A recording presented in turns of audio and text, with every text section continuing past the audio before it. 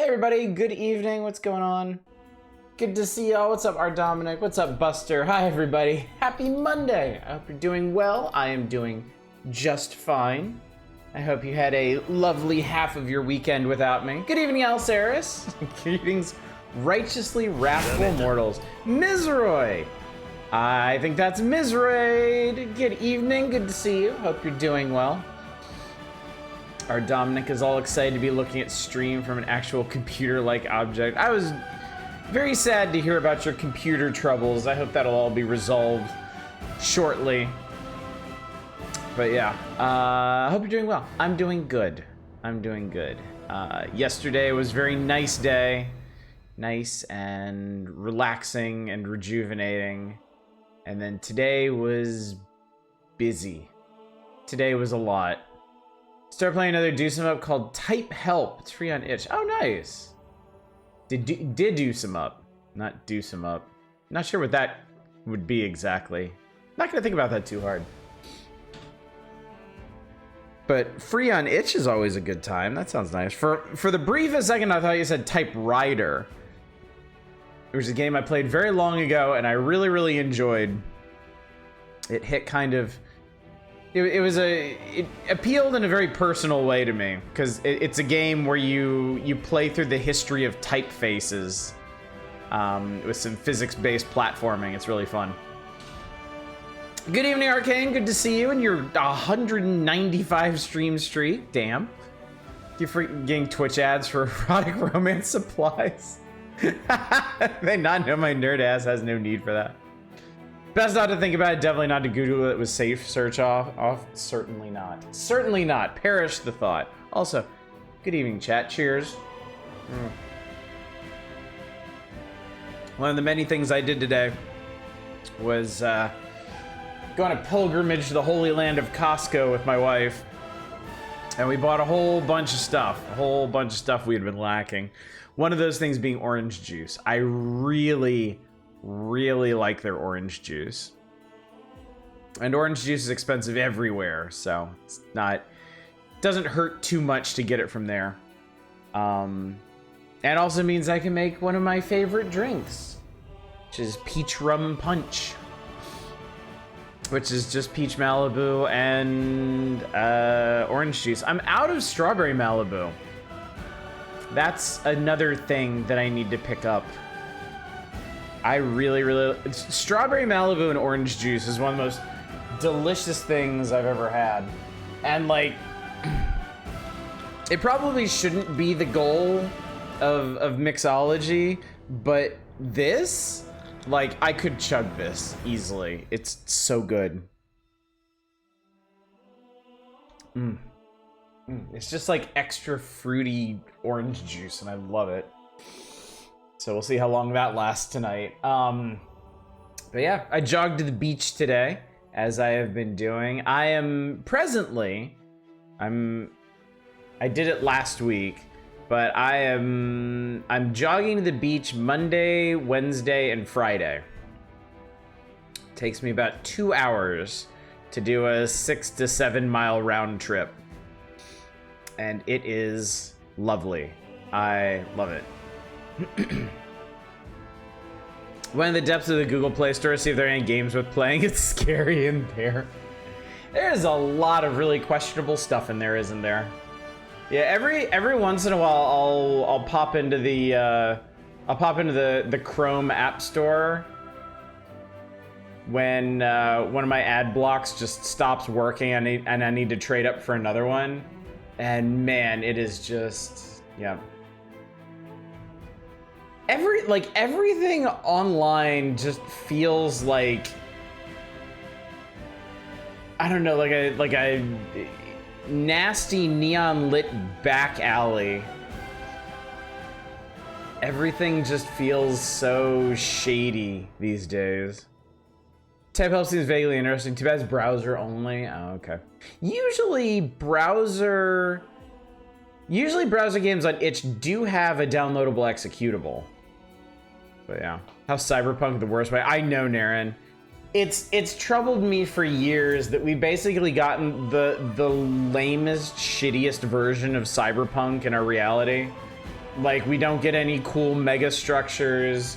We don't get any cool, like, cybernetic enhancements. No, it's just the shittiest companies you know making things worse, so you have to give them more money to survive. Twitch is advertising the Chromebook I'm on at me. Sorry, Amazon, I bought it from another giant corporation. Yeah, I'm a big adherent of that, of the whole in-shitification movement that's going on right now. Not that I support it, but just it's something that I very much perceive everywhere now that it's been pointed out. How just everything is perpetually made worse. And oh, are you sure you don't need a Furby though? Everybody needed a Furby for a time. But yeah. Let's think about more fun. Let's focus on more fun things, more enjoyable things. There's another fest going on Steam right now, if you hadn't seen, and it's one that speaks very, very deeply to me,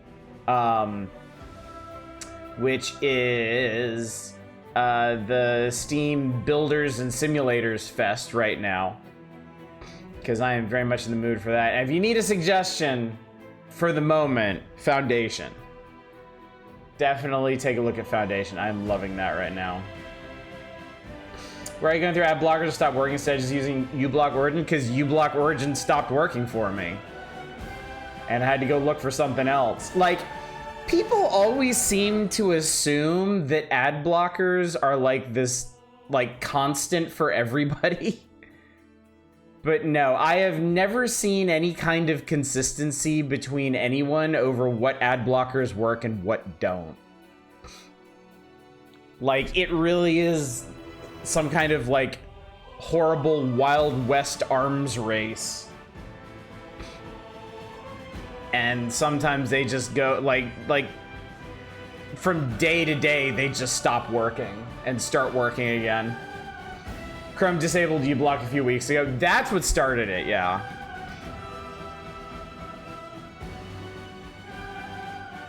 In the Scrooge Metroidvania, did you wind up going to the observatory, the asylum first? I went to the asylum and got stuck. You have to go to the observatory first.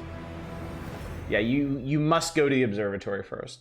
The game is pretty decent about indicating where you need to go. I wouldn't do a whole lot of... It's one of those Metroidvanias where I wouldn't do a whole lot of exploring until you get more of your mobility powers.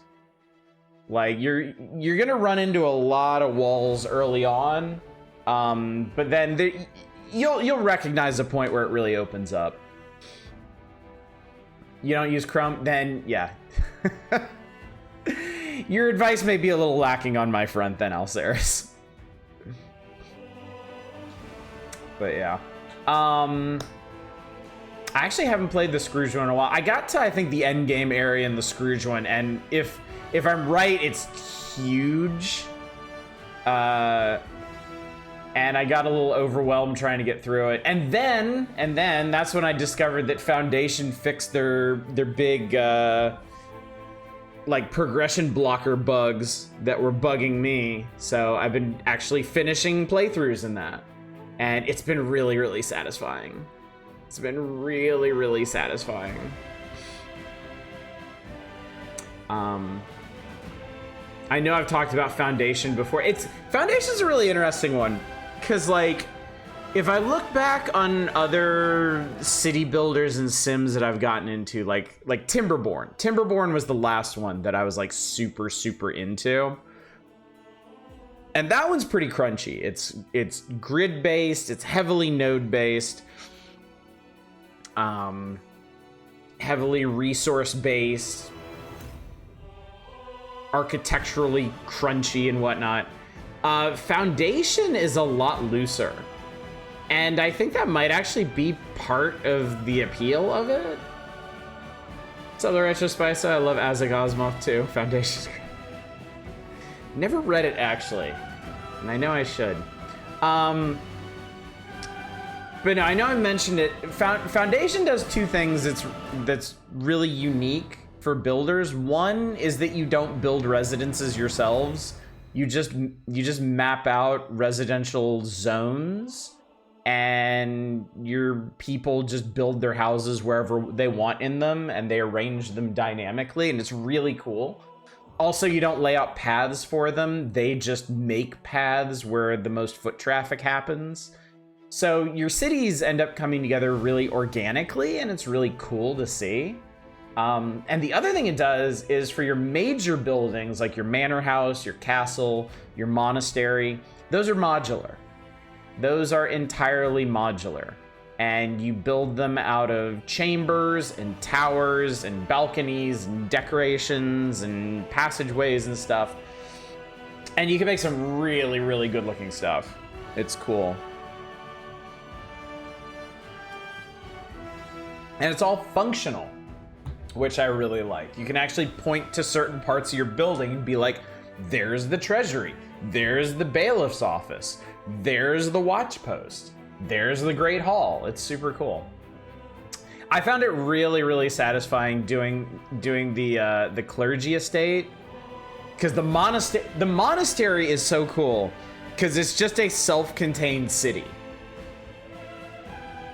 Like, you commit your regular citizens to the monastery, and then they have their own economy of resources and consumables and interactions with other states and stuff. It's really cool. So I'm doing the kingdom estate right now, learning how the military works. There's no combat in it. But for the kingdom, you can form little squads of soldiers and send them off on missions to bring back resources and stuff. That's neat. But I haven't quite gotten. I built my castle in a really stupid way, which I'm sure will be shocking to all of you. But the next time I start that playthrough up again, I'm gonna have to fix my castle. Because I kind of trapped it in the middle of the city, and I can't expand it.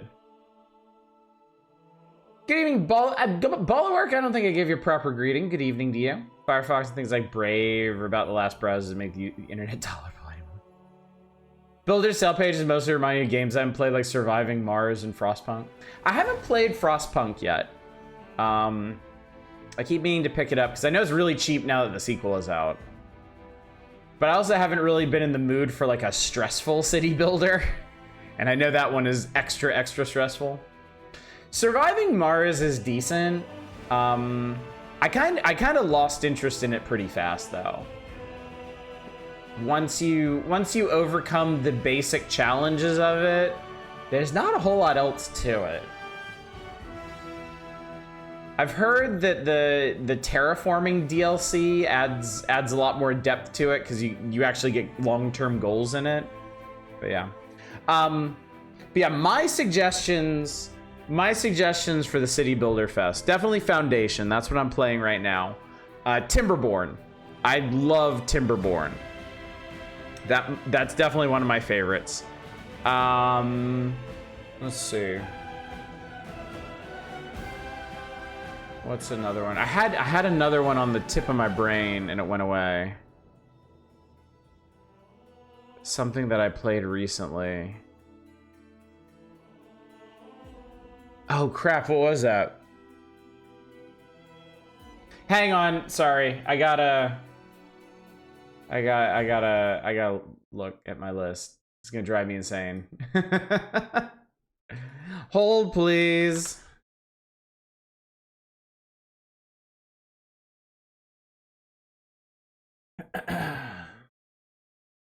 Let's see. Against the Storm is on sale. Definitely check out Against the Storm if you want a roguelike city builder. I never thought something like that would work, but it does. And that's really cool. Oh, that's not on sale. That's a shame. I would recommend that if it was. Let's see. That one is also not on sale. Huh. I guess they're being rather specific with this one.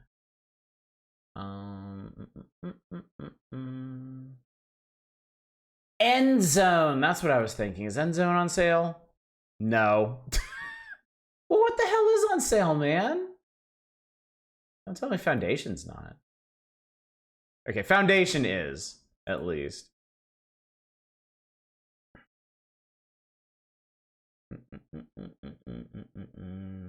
Definitely not that.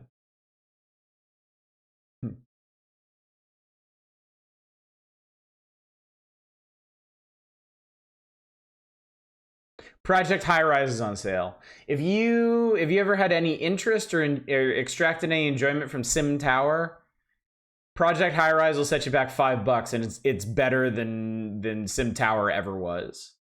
It is fantastic.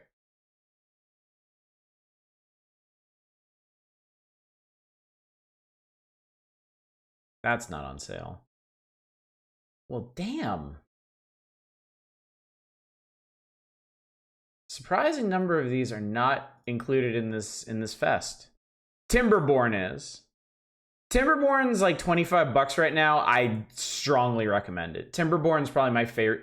Timberborn's way up there. It might be one of my favorite city builders ever. It is really, really great. All right, sorry. Anyway. The music dropped out because I took focus away from the game. It's one of those that gets really jealous if you're doing something else on your computer. Very first thing you did with this computer is unpin the AI thing from the taskbar? Yeah. Absolutely. Birds breathe through a 3-step process that enables them to pull oxygen out of the air vastly more efficiently. Oh, that's cool. Shame we haven't evolved that, I guess.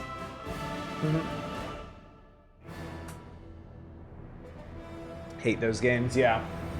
I definitely prefer games that will sit here and animate and play their music and be all nice while I'm over on my other monitor doing stuff, because it makes it a lot easier to leave them up as kind of like the attract mode for streaming. Also, good evening, Fury Fighter. Good evening, Chaos. Good to see you both. Glad y'all are here. You have 1000X Resist in your cart.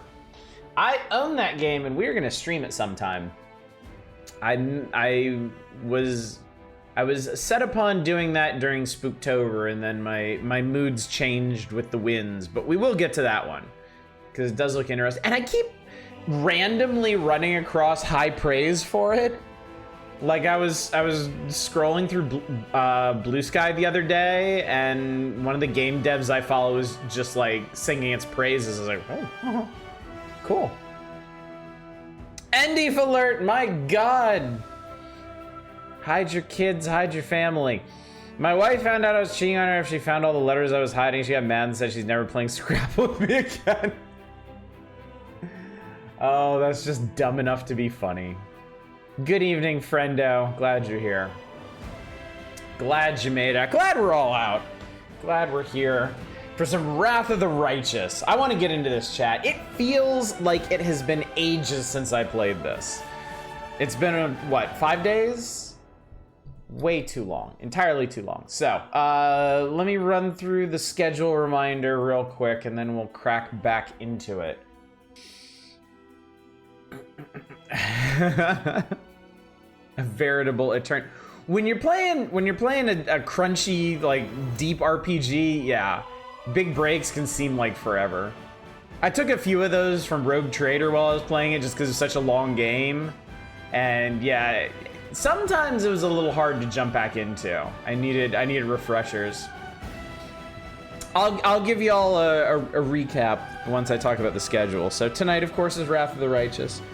Now, whether or not we play Wrath of the Righteous tomorrow and Wednesday and beyond is up to y'all, because this is a democratic playthrough.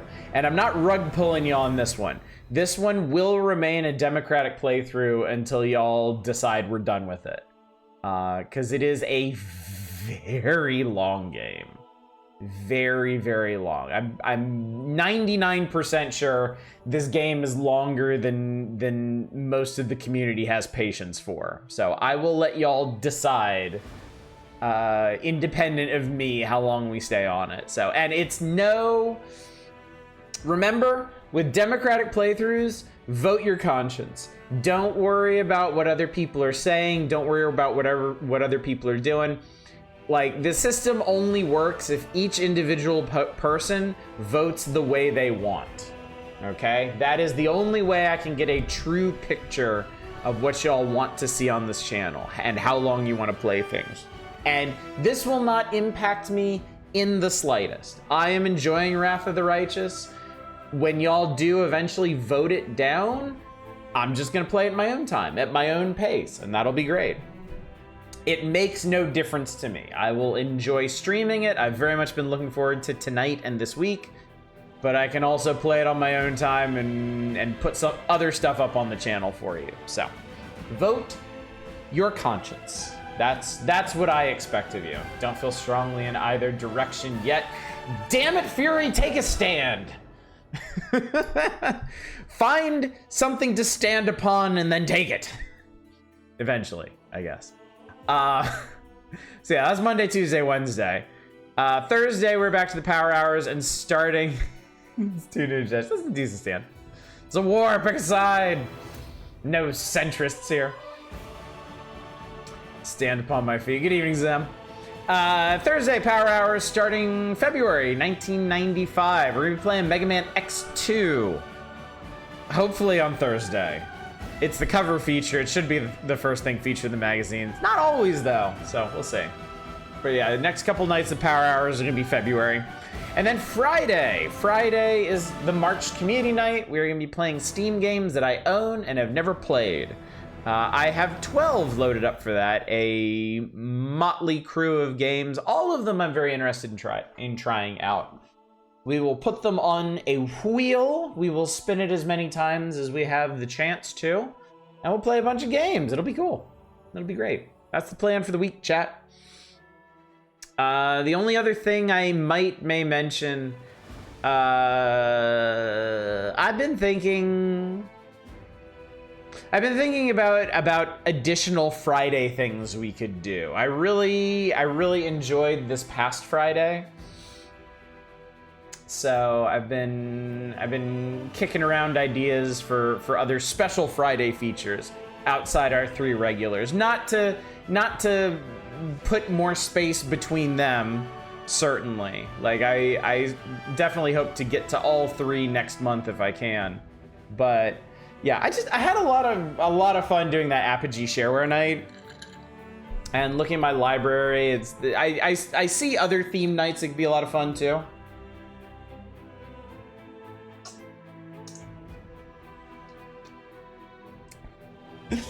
What makes a man turn neutral? Lust for gold, power, or was he just born with a heart full of neutrality? Good evening, Depressed Cat. Saw some of that, what PC gaming used to be. Indeed. We've come a long way. We've come a long way in a lot of ways. Games Oddish Pirated Wheel. That would be a tricky one. I haven't pirated a ton of games in my life. I remember a few.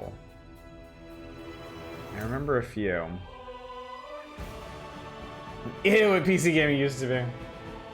Never complete an SMT game. I get the sense the neutral path there is less. I have no strong feelings one way or the other, and more. I don't trust the rest of you idiots to do this right. I'll just do it myself. All right, chat. Let's get back to it. Let us continue our journey. So, the city is lost. The city has been thoroughly demolished by demons. And while all that was happening, us and our erstwhile friends were trapped below ground with the mongrels, the descendants of the first crusade. And we helped them make their way through a labyrinth, which, I'm sorry, was not an actual labyrinth. It was just a Baphomet cultist party palace. We were betrayed by Spider Waifu, who scampered off before we could deliver the finishing blow. We did clean out the cultists. That was nice. Made our way back to the surface and to a... Oh, that's right. That's right. We tried to help Irabeth get the ward stone. We tried to help Irabeth secure the ward stone, and the hot lady with no face could have killed us, but didn't.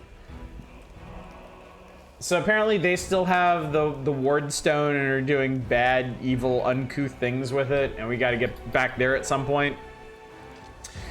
But for now, it's side quest time. We were returned to this nice inn, this nice barricaded inn, where all the survivors seem to be hanging out. And this is, I guess, going to be our base of operations while we explore the city and see what's going on. So, yeah. So last time I made it up out of the underground. We did the wardstone stuff. We talked to everybody in and around the tavern. It's time, chat. It's time to hit the world map, and that's exactly what we're gonna do. Dolok, our mighty crusader, Dolok. I don't want 100. I don't want 100 pounds. Leave it. I don't care. All right. We have a party. We got Sela, Camellia, Lan, and this asshole. I hope she had a good reason to betray us. She's evil. Her alignment chart said it was time for her to betray us. Imagine the party palace of the actual labyrinth once upon a time that got remodeled by the cultists. Yeah, they probably made it boring. Get my vote in early, probably lurk until sleep eventually beats me over the head. Enjoy your righteous wrathing. I believe we shall, Bulwark. Thanks for dropping by. Rank them by most smoochable. I don't think you want me doing that. You'll be very disappointed. Let's just go. Let's just go. New wave of BattleTech is coming. BattleTech Gothic? Interesting. This is a global map of the city of Canabris. To move the map, use WASDA. To travel to places, click on them. Some locations may not be available for travel for various reasons. Okay, so what the hell is going on here? Market Square. That's where we almost died a couple times. That place was neat. Okay, we've had a lot of things indicated to us. Things that we should check out. The Thieflings hideout. This was a request from Woljif. Blackwing Library. Oh man, we're gonna have to take some really roundabout paths in these places. Taxied Wine Cellar. Woljif, Sela, Camellia, Lan. Sorry, Lan, it's not actually you're ugly. You're kind of boring. The Grey Garrison. What does the whole city look like? Okay, so we're currently in the outlying peasant areas at Defender's Heart. That's also where the Silken Thread Atelier is, the Tower of Estrad. Some farmland looking shit over there. Okay, and then in Market Square separates the outer city from the mid-city, I guess. And then over here we got Gorm Mansion that we need to take Camellia with us for some reason for. Topaz Solutions, Tirabade Residence. Oh yeah, we're looking for somebody's friendo. And then there's the Grey Garrison. This is where the Wardstone is. And that's where we gotta get back to eventually. And then there's like the inner city, and then I don't know what the hell all this is. It's an interesting city. But anyway, let me see, can I open my, yes, let's open the journal and see what we're actually supposed to be doing here. So there's the Wardstone Legacy. It's nice that they actually mark which quests need to be done in this chapter, or else they'll be failed. They actually don't do that in Rogue Trader. And I let a couple sit too long and fade into nothingness. Bad games based on TTRPGs night, main featuring Descent to Undermount. All right, so Gwyrm, go to Horgus Gwyrm's mansion with Camellia. Scout out the Tower of Estrad. Scout it. She doesn't want us to fight them. She wants to scout it. Burning City. Oh yeah, we're looking for an elf, calls himself the Storyteller. We're searching Blackwing Library for that. Common Cause. This is the general. Get ready to attack the Grey Garrison. Stay of Execution is just the placeholder quest for when Defender's Heart is going to be attacked and we need to go help them out. Cold Waters. Okay, this is outside of Canabris, so probably not even this chapter. Alright. We're looking for a cultist named Kaylessa. We need to find Janna Aldori at the Market Square, possibly. Stolen Moon, head of the Thiefling Gang, and then... Right, there's a rift dividing the city right now, and supposedly we can get across there from the Market Square. I guess that would be it. Like, yeah, it looks like everywhere we want to go requires us to travel through the Market Square, so... How approachable has this game been so far? Very. This has been no problem so far, but I mean, I either just finished the prologue or I'm still in it, so... Anyway, let's head to Market Square. Oh, it'll only take an hour to get there. Nice. Hang on. I found something. A fallen horse. The bloody carcass of a strong steed with a broken leg is covered in mangled armor. The saddlebag is intact. We'll go there first. Whee! Collect. Okay, cool. That was easy. But yeah, not to say we aren't going to slam into a wall, a difficulty cliff at some point. But yeah, this first half dozen hours has been perfectly acceptable.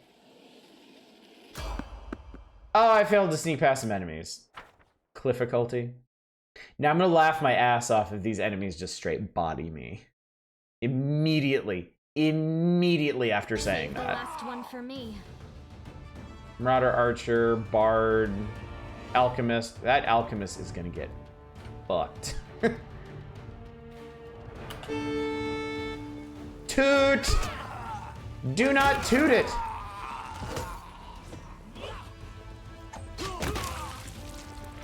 Those people exploded. Huzzah! Alright. Did not get bodied. Seriously, why would a party of 3 dudes attack a party of 5? Like, the odds are just not in your favor there, champ. I'm just not gonna take stuff like that. I don't care. Overconfidence. Slow and insidious killer. So how are we... Okay. I was expecting to be normies with NPC classes. I mean, I am playing the generic warrior crusader class. I took a pre-built class. I'm just oh. Yeah, I'll take your ring.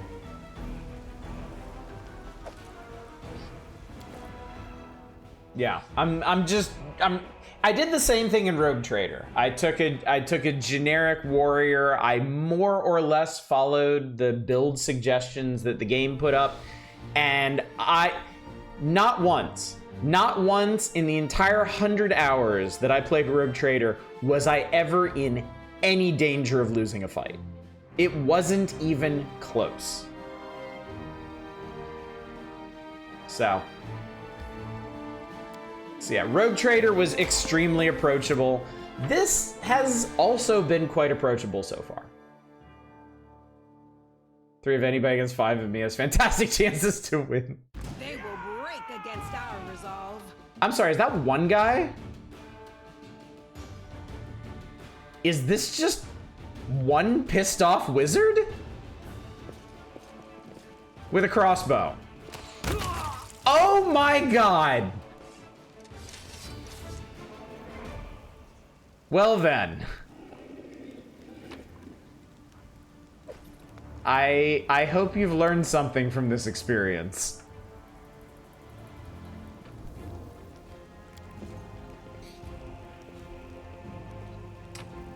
He won't be making that mistake again. I can tell you that much.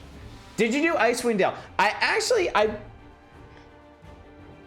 have played like a single hour of Baldur's Gate in my entire life. I got it for cheap when I was a kid. I loaded it up. I played it for like an hour, and I was bored and uninterested. And Icewind Dale, I played a lot of. I never finished it. I don't actually remember how much of it I played, but I know I played a lot of it, and I got pretty far into it. So, you know, I might as well tell you. Icewind Dale was one of the games that I was considering doing instead of Pathfinder. A different time, a different place, and we might be playing Icewind Dale right now.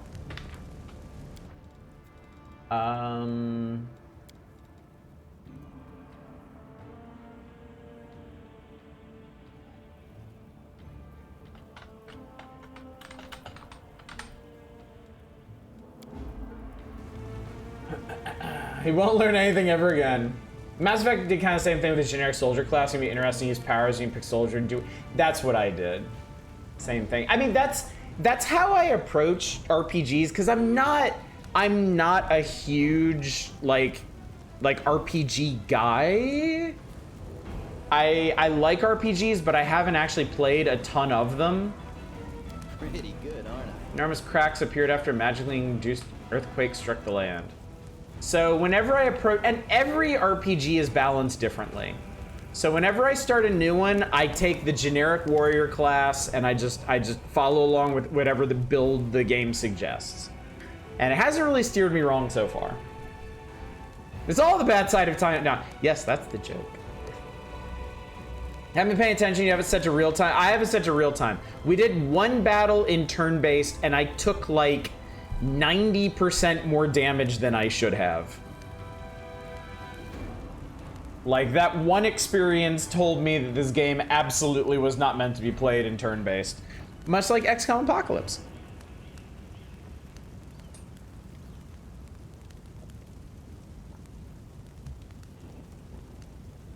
Some RPGs that being a magic user is crippling. I know there's some RPGs where starting as a magic user can be really, really rough. I like Magic Alive, lean to it pretty often. It does depend on what kind of party members there are. Yeah. No, I'll tell you everything. Just don't hit me. I never stole nothing. I only just joined the Thieflings. Tiefling gestures back the way he came as if that explains something. It's all them back there. They found underground passage at Grey Garrison. They've been nicking stuff out of there ever since. Low down thieving toe rags. That's what they are. I had nothing to do with it, I swear. Brother Gort, is that you? Brother Woljif? I thought you pegged it in Erebeth's jail. Happy to see you too. Who are you? Honest guys falling into some bad folks. The Thieflings, local thieves around here. They forced me to join their gang, but I didn't want to. Just don't hand me over to Erebeth, valiant crusaders. Please, in the name of all the gods there ever were. Real-time combat in this game punishes spellcasters. Turn-based combat doesn't. So the SMT approach where a character is always a physical powerhouse and every other team member is a magician by default. Gort here is a new addition to the Thiefling. So far he swiped around 5,000 gold. He's got a long way to go before he catches up with me, mind. Underground passage, tell me more. Right, so the temple around here, the temple of Iomide, has a cellar and a passage leads from it right to the Grey Garrison. The Thieflings, my pals, damned a lot of them, have been using this passage on and off to sell all sorts of stuff to the soldiers in the Grey Garrison. So when the demons burst into the city, we thought we'd check up on the Grey Garrison to see how the soldiers were faring and to offer our assistance.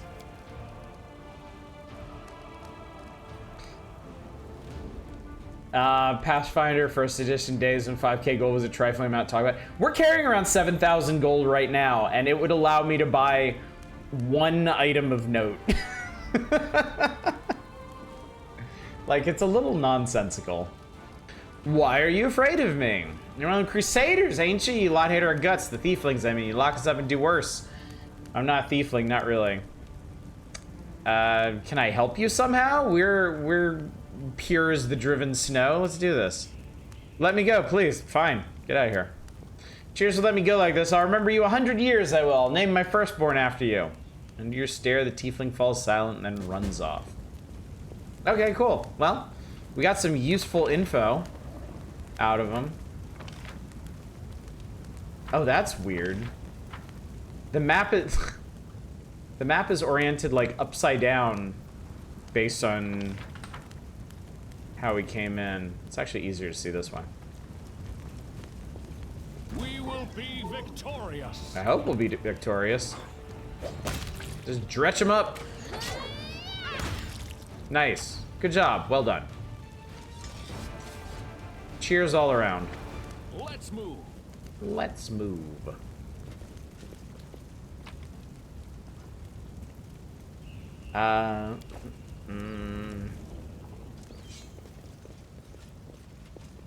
Somebody should really do something about all these fires.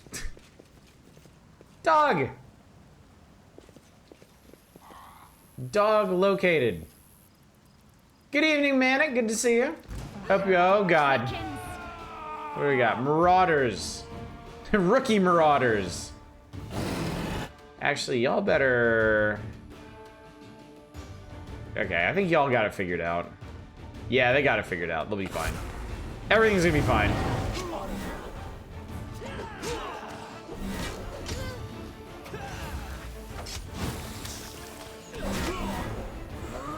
This pain is... You should probably move back. And then do you have... No, I did not give her... I did not give her a ranged option. That's okay. She'll be fine.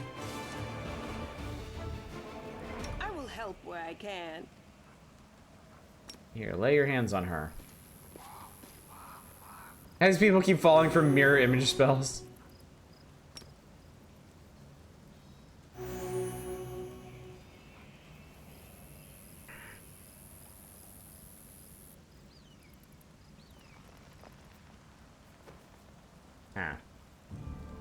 You can trust me. Should you trust somebody who just says you can trust me? Like, what prompted that?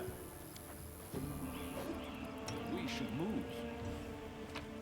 Anything neat? Yeah, I got a better greatsword than that.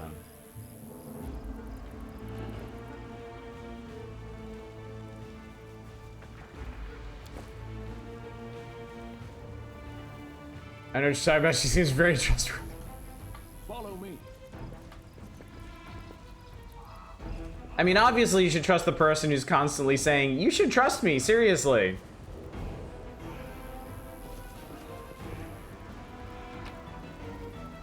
Best stealth armor, literally made of hide. Huzzah, a rusty horseshoe. Rainbow quartz. What with their listed alignment of redacted? I know, it's so funny. Cool, I found the exit from here. Oh, it's some nice people. We'll make this quick. She won't feel a thing. Or not? I don't know. Can we really do this? Can't be less trustworthy than our defense. Good evening, Lodril High. Jesus Christ. Life is parody. Listen, we don't have a choice. There are demons everywhere. What else would you have us do? A group of knights surrounds a young elven girl. She is dressed in rags that barely cover her hideous scars on her body. The beggar girl is on her knees, watching placidly as the people argue heatedly around her, as if she doesn't sense the looming threat at all. A black crow flies in agitated circles above her head. In In Iomede's name, we're sorry, girl, but it is our duty. We have to do this, not for our own sake, but for the sake of everyone who can still be saved from the demons. If we don't win this battle, you won't have long to live anyway. They're insane! We've got to do something! I understand. You're scared. You feel powerless. You think this will help. You don't have to justify yourselves to me. Just do what you've decided to do. The girl smiles serenely as though she isn't at risk of imminent death. Yeah, shit, she has a portrait. What's going on here? Our weapons barely scratch the demon's hides. We're sacrificing this girl to Iomade so we can consecrate our weapons with her innocent blood and gain the power to destroy the spawn of the abyss.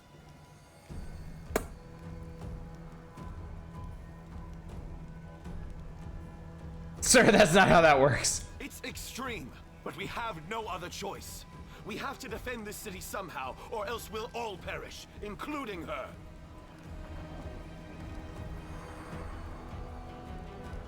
I think I have the best chance of... Okay, so... Alright, let me... Oh, there's some Southern Baptist. So let me clarify something real quick. So... With these skill checks, 16 is the difficulty, right? So you're rolling a d20 and you need to meet or beat 16, is that correct? And then whichever party member has the highest bonus, their bonus is added to it. So basically it's d20 plus 3 to beat 16, right?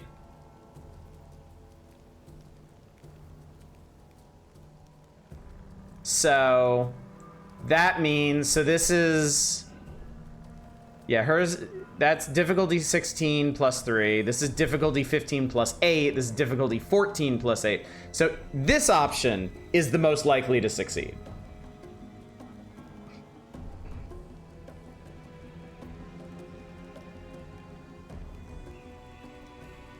Okay. Well, let's do the thing that will hopefully work. Who are you to threaten us? Oh my God! Demons or something?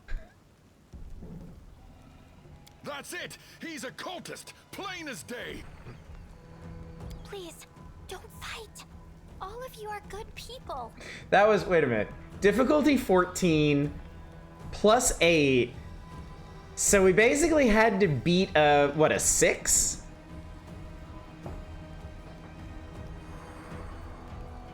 Yeah, I rolled a 5 or a lower.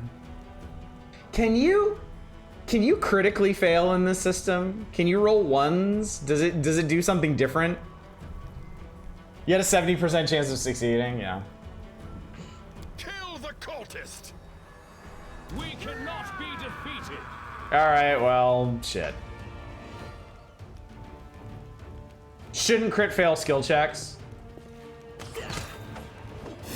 See, I think that'd be hilarious if you could, though. Yeah, I know Land's hitting criticals. It's pretty obvious. 1 is automatic fail, but not crit fail, okay.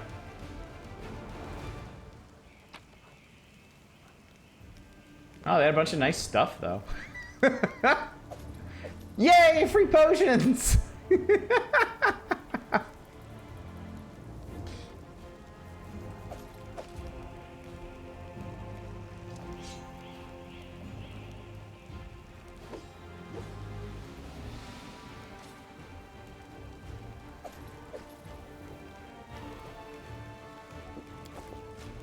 So anyway, Ember, how you doing? You came to help me. You saved one life. You took others. Was it worth it? I'm sorry I had to do that. Had to? Did someone force you? My will to live? But you shouldn't listen to me. I don't know what I'm talking about. I'm just a silly girl, really. I don't think you're an ordinary girl, and that crow you have there is not ordinary either. No, don't be silly. I'm very ordinary. Well, I know different types of tricks, but Soot taught me those. Soot. Now Soot here, she truly is unusual. She's clever and she can talk, but only to me. She teaches me magic tricks and lots of other stuff. I don't know what I'd do without her. I see the party join option. Magic tricks, you say? You can prove useful in fighting the demons. I'll be able to protect you from insane soldiers on the streets. Come with me! I must have misheard. This girl? Join our party? What could we possibly want with this dirty little beggar? Now, since you brought it up, would you like to talk about your alignment now? Sure. Let's go. Alright, well, Camellia doesn't like her, so I like her much more now.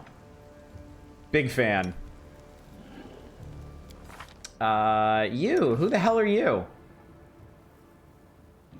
You got some really fucked up eyes there.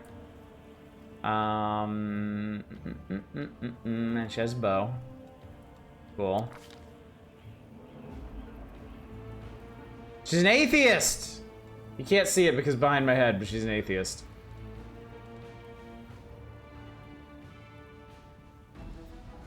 She's an orphan. She's basic. Blackened. Your hands and forearms are shriveled and blackened. If you plunge your arms in blazing fire and your thin papery skin is sensitive to the touch. Penalty on weapon attack rolls. Add burning hands to your list of spells known. Oh. Okay. She sets things on fire.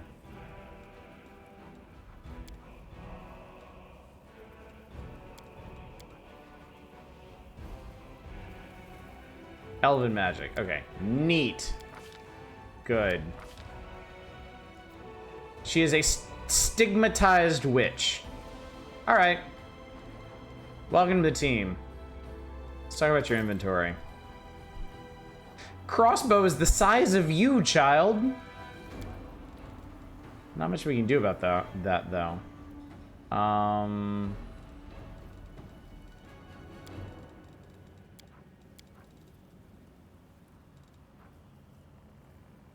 Oh boy.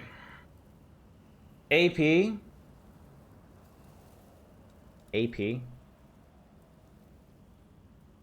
Where are you looking? Oh, what Mizroy said. Encounter with Crusaders an optional encounter in the adventure path. They repurpose here in December. She fries the Crusaders. They try to attack her. You...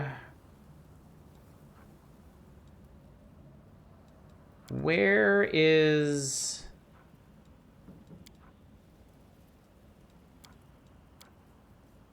Okay, I might as well ask this now. Where does it tell me what armor she can wear?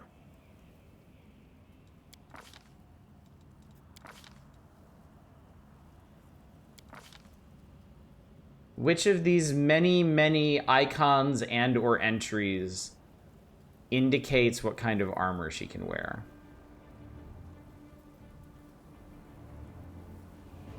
Class-based?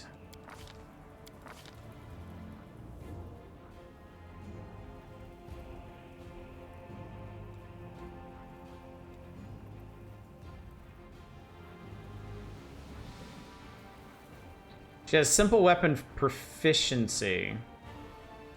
But what feats does she have? Simple weapon, point blank, and precise shot. It's all weapon stuff. Nothing mentioning armor. So which they normally don't wear armor. Okay. Gotcha.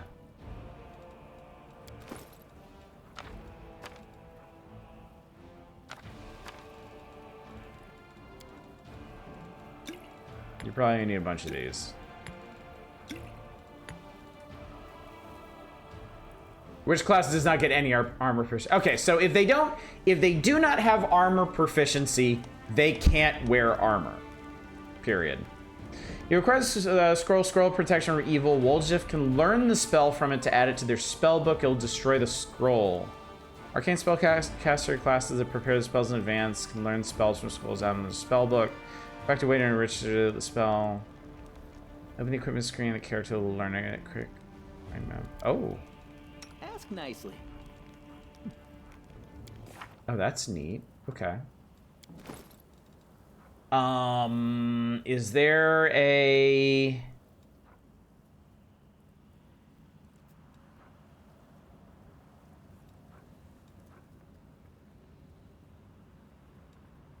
Okay, new question. Is there a way to tell at a glance? Oh, is it this little feather icon? The scrolls with the little feather icon can be memorized, and the other ones are just single use. Can't wear armor they're not proficient with. That's the game fucking the rules. Shouldn't be that way. Check feats on Dolok, see what's there.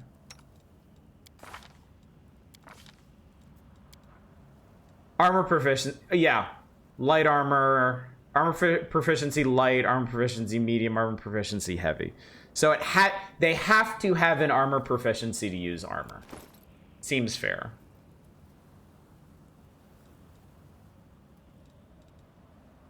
Also, Dolok looks amazing. Just putting that out there. If has a feather you describe in your book, Feather's Quill. Okay, so let's see here. That's for Camellia. Scroll array of sickening. Copy to spellbook, okay. Does it actually... Ah, interesting, okay.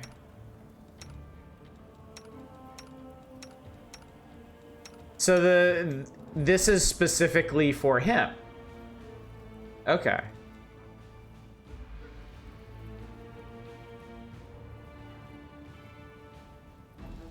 When it says, hang on.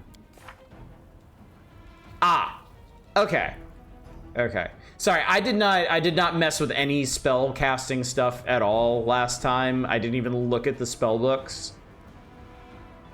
So when it says, so when you mouse over one of these scrolls, it says the spell is available to Camellia. She has it. She has it in her spell book.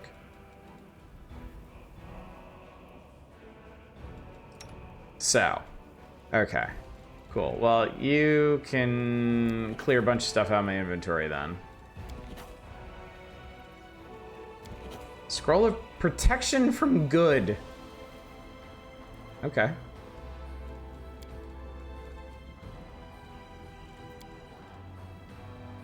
Ah, he already has this one. That's why. Okay, cool. So it'll still have the feather if he already has it. Okay. Stream having issues for anyone else? Yeah, I'm not seeing any problems over here.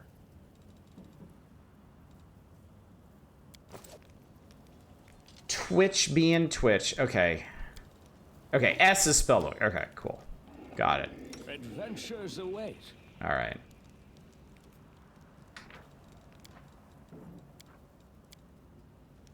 What's that vein looking thing on the second bottom row? Vein look. Okay, what screen were you looking on? Probably the inventory, right? Oh, this thing? Forked tongue. I have somebody's tongue.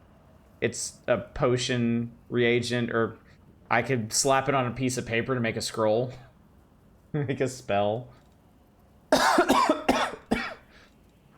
I don't know. I'm just kind of hoovering up everything I find right now. I'll warn you.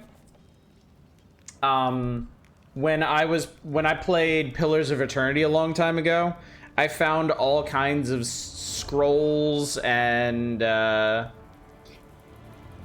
potion reagents and all kinds of stuff, and I didn't end up using hardly anything.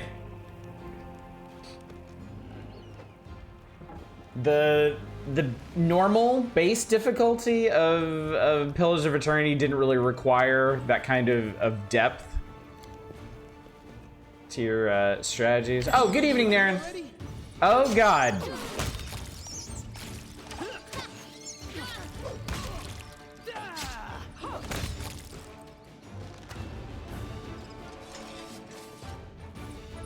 So you've engaged a hostile swarm, rat swarm. Against such enemies, regular weapons are ineffective or even completely useless. However, any swarm is vulnerable to attacks that hit an area.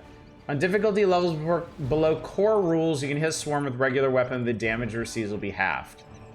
Against a swarm of enemies, use this. Burning Hands. Okay, cool. Well, cool. I'm playing on a difficulty where I don't have to worry about that bullshit.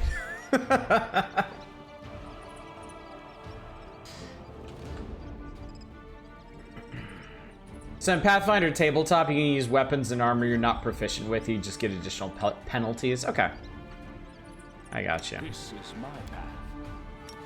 Well, Who, me? Oh god, I didn't give you any potions.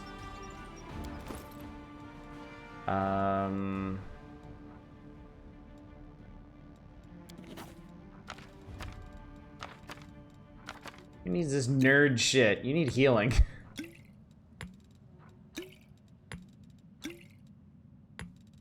Then what was this other stuff? Isn't there blur? Yeah.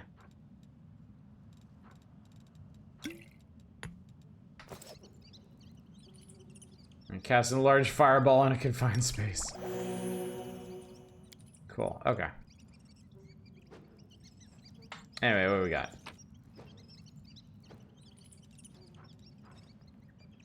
Seasoned wings and thighs. I like the sound of that. That's a door. That's a trap. This is my kind of work. Cool. God, don't jam this. This is my kind of work. Excellent. Unidentified hide armor, short sword, short bow, and a day. Just give me that. You're raiding a KFC? Nope, another cultist hideout. Lot of cultist hideouts around here. Incomplete magic circle for a summoning ritual. I'm not finishing a summoning step. What does that fucking say? Stop something. Whatever, man. Fuck that shit. Incense, diamond dusts, valuables. Demon Realm. Maybe that's what they were summoning. Maybe they were summoning Demon Realm Hot Wings.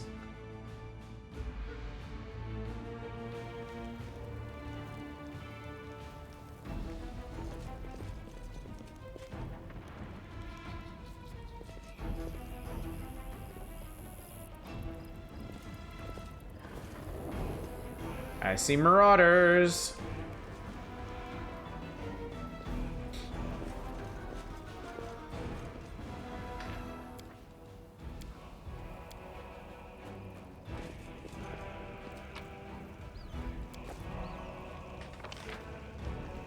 Man, we have really only just explored a tiny corner of this place. let me draw the first blood. Archer. Get him.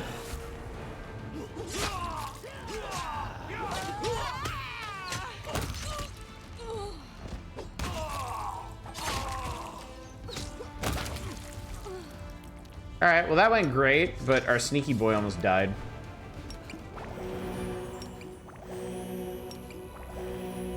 Just keep drinking till you feel better, bud. There's more where that came from. Training someone tonight and tomorrow night? Yes, you should definitely focus upon that. Don't worry about what we're doing. Canabra's fiendish chicken.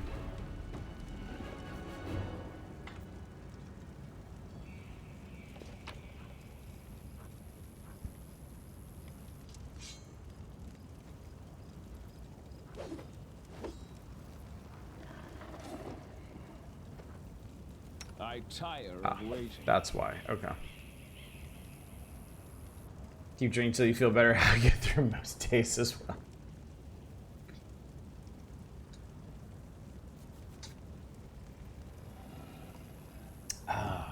Cures what ails you. Oh my god, look at all this stuff. Look at all the valuables. Cars laden with possessions looted from the surrounding houses. Oh, we can't be having that, can we? Alright, hang on a sec. Don't mind me. I think you can just kind of like... What's on your mind? I wonder. hang back.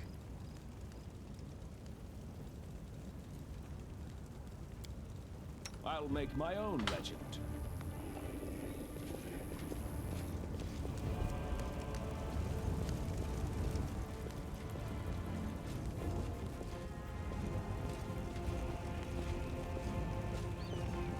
Ah, so this is... okay. We're back to where we came in from. Do not fear. Do not waver. Abraco... Oh, it's one of these guys. One of the big hunchy boys.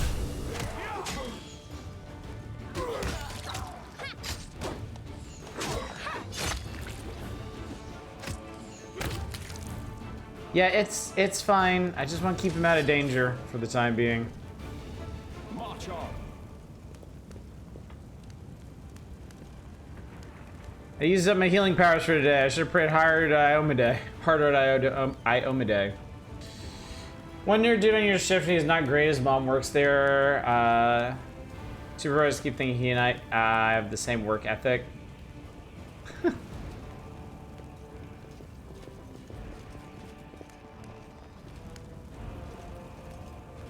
Build a bridge out of the debris. Thanks, Lamb. You're so awesome, Lamb. Oh, that was important. Okay, well, let's finish exploring this side of the place. I won't let you hurt my friends. We will fight. Yeah, get him. Splorch.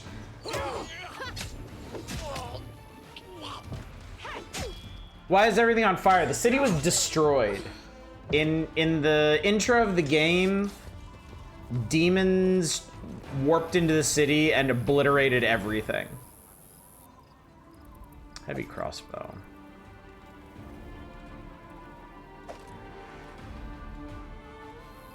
So we were underground for a lot of this. But yeah, now that we're above ground, we're trying to help bring some order to this mess.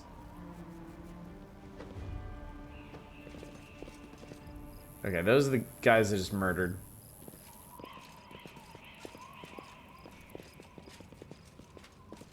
Anything neat down here? Kaylessa! Elephant shop next to you is clutching a small but deep puncture. Wound into appearance is quite remarkable. Her skin is blacker than any Garundi's. Her teeth are fanged and her hair is as gray as a crone's. Her crimson eyes glare with a gleam of malice. What are you looking at, soldier? Like what you see?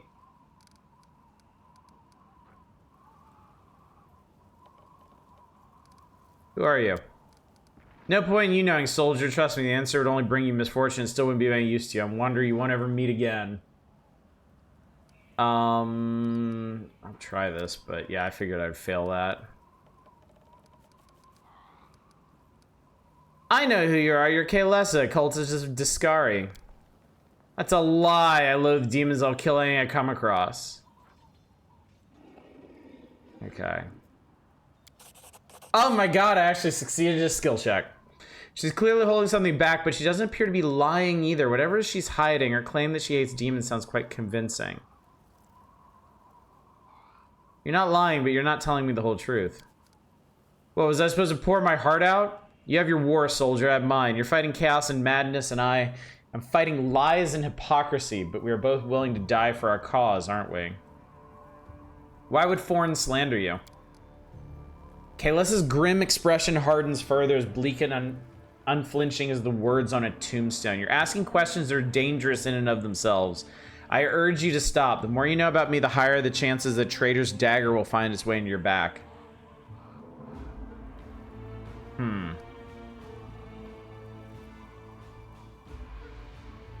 Well, there's something more going on here. I'm not going to attack her. I believe you, foreigners of the Defender's Heart, you should keep clear of the place. It was never my intention to set foot in there. Farewell, thank you for believing me.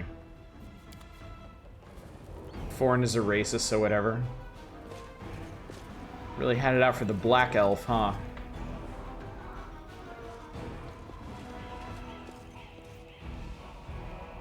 Everybody's perception checks are failing right now. What the fuck? I guess there's some hidden thing here that nobody can see.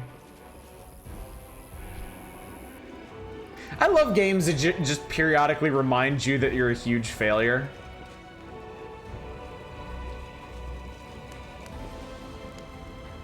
Let's move. Alright, so we got rubble.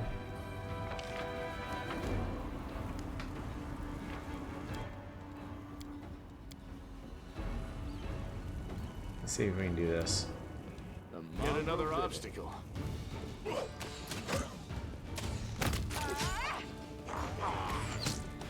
Met the enemy reduction. Yes, I know about damage reduction. Thank you. It's fine. Everything is fine. It's really warm over here. Townsfolk's body's been mutilated beyond recognition by claws and fangs. Gross. Gross and horrible. Check that out. Check that out. The Did we find trouble? guide my blade. Splorch. Bugs. Not having it. Oh. Okay. Didn't realize that guy wasn't dead yet. Follow me. What's this? Rubbledum the actor. Even the huge pile of junk isn't enough to block out the exclamations coming from beneath it. Reveal, O dearest darling beauty mine, why didst thou turn thy gaze on me, pray tell? Thy husband I called friend a time, but love 'tis like an ocean, friendship a well. But Willis, how are we to live, my sweet? Booms deep masculine voice in response from beneath the same pile. Indistinct rustling follows. Pass me the ale, will you? To move this. Oh, I failed. Oh crap. Pile moves, but a crack sounds somewhere below. Instead of sliding to the side, the whole lot tumbles to the ground. You hear what sounds like a heavy object crashing through the cellar door. My darlings, are you all alive? Yes, but the thing crushed our only skull prop, and I went to so much trouble to get it off that anatomy professor who gave the lecture at the town hall.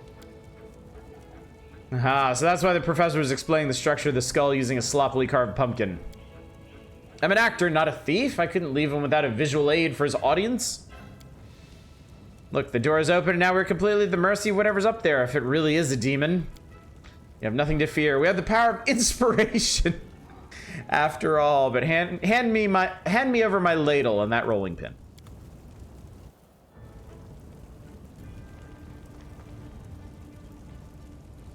Hello. So we got Grandma Gretlin the director, Rubbledum the actor, and Kem the sound master. Now look, it's not a demon at all. Greetings, kind friend and rescuer. I'm Grandma Gretlin, theater director, and these are the members of my company.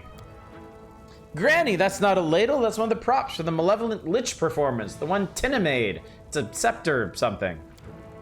She made it out of my ladle. She wanted to use a broom handle, but I put paid to that daft idea.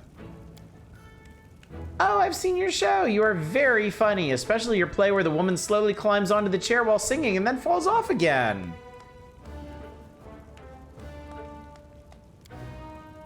Well, it is actually a great tragedy about unrequited love. The chair you see, it represents a tower of rock rising up above the raging sea like the finger of a giant. And the woman, she isn't supposed to fall, but rather gracefully cascade into the swirling abyss below, just like I showed her 100 times, but I'm glad you liked it.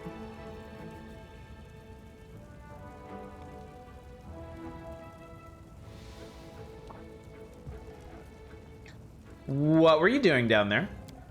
We were rehearsing. Our art distracts us from our fear and panic. Mood. Really? When I'm scared, I eat. We tried that too, but our supplies ran out. But art is eternal. Can you get somewhere safe? Oh, don't worry on our account. We'll be going to our basement in the next street. That's where our lambkin is. We're not afraid of demons with lambkin around. Lambkin? Lambkin, says the dwarf readily. Our male lead. He'll protect us. Don't worry. We know what we're doing. I have to go. Thank you again for rescuing a stranger. Today you did a great service for Mendevian culture and perhaps the culture of all Galarian. You will certainly be remembered in future eras as the one who saved the critically and publicly acclaimed Next Door Theater.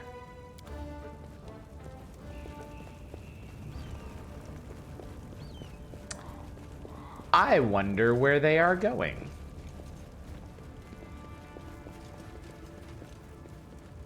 And I wonder if they're just going to phase out of existence, apparently. Oh god, sorry, clicked off. I clicked off because, you know. These are things that happen. What the hell are these? Ghouls. Ghoul friends.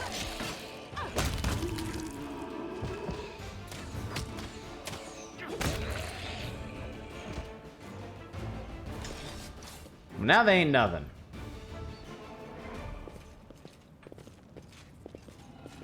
Wonderful. All right, so we are, okay. We're up here now.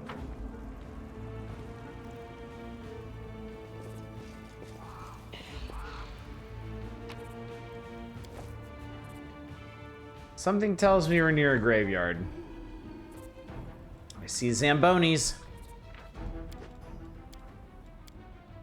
Must be a good time to be a ghoul. The eating's good.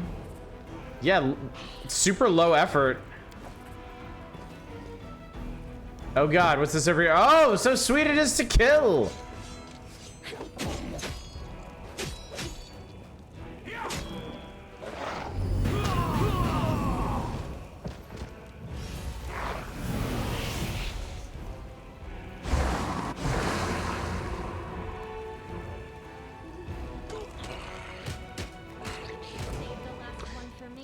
I was gonna say, maybe I shouldn't go that way, but not like I have a choice.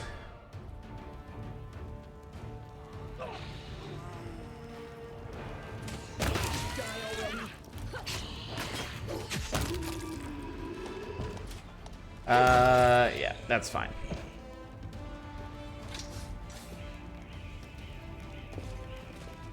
All right, lore, religion.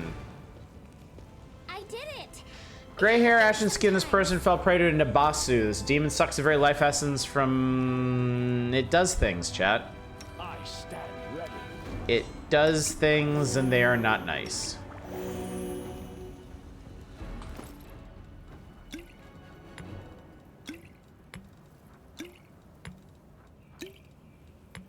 Well, I got the important bit there. Nabasu ungood. Text pops up in the lower right. It does indeed. Sucks the very light essence from his victims, transforming them into ghouls. Okay, cool.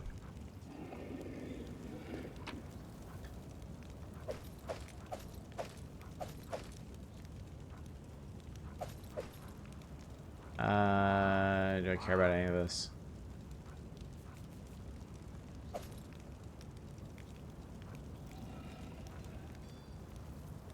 Cold Iron Masterwork Longsword. Yeah, I should probably take that.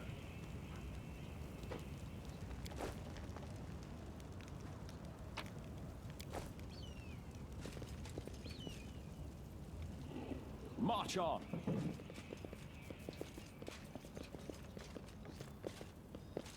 Can't go that way.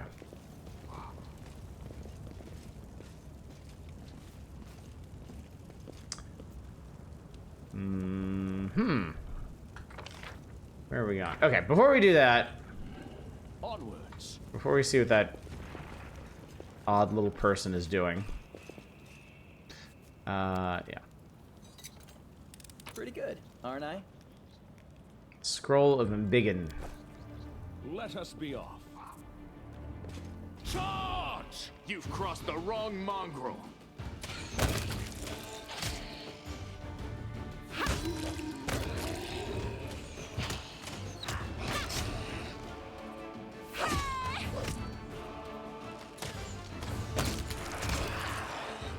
Okay, that worked out.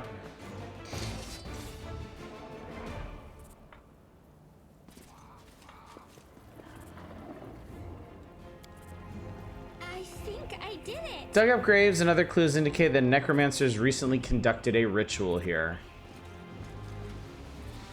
I kind of feel like What is that? the whole city has had a ritual run on it. Throwing axe. An unidentified throwing axe.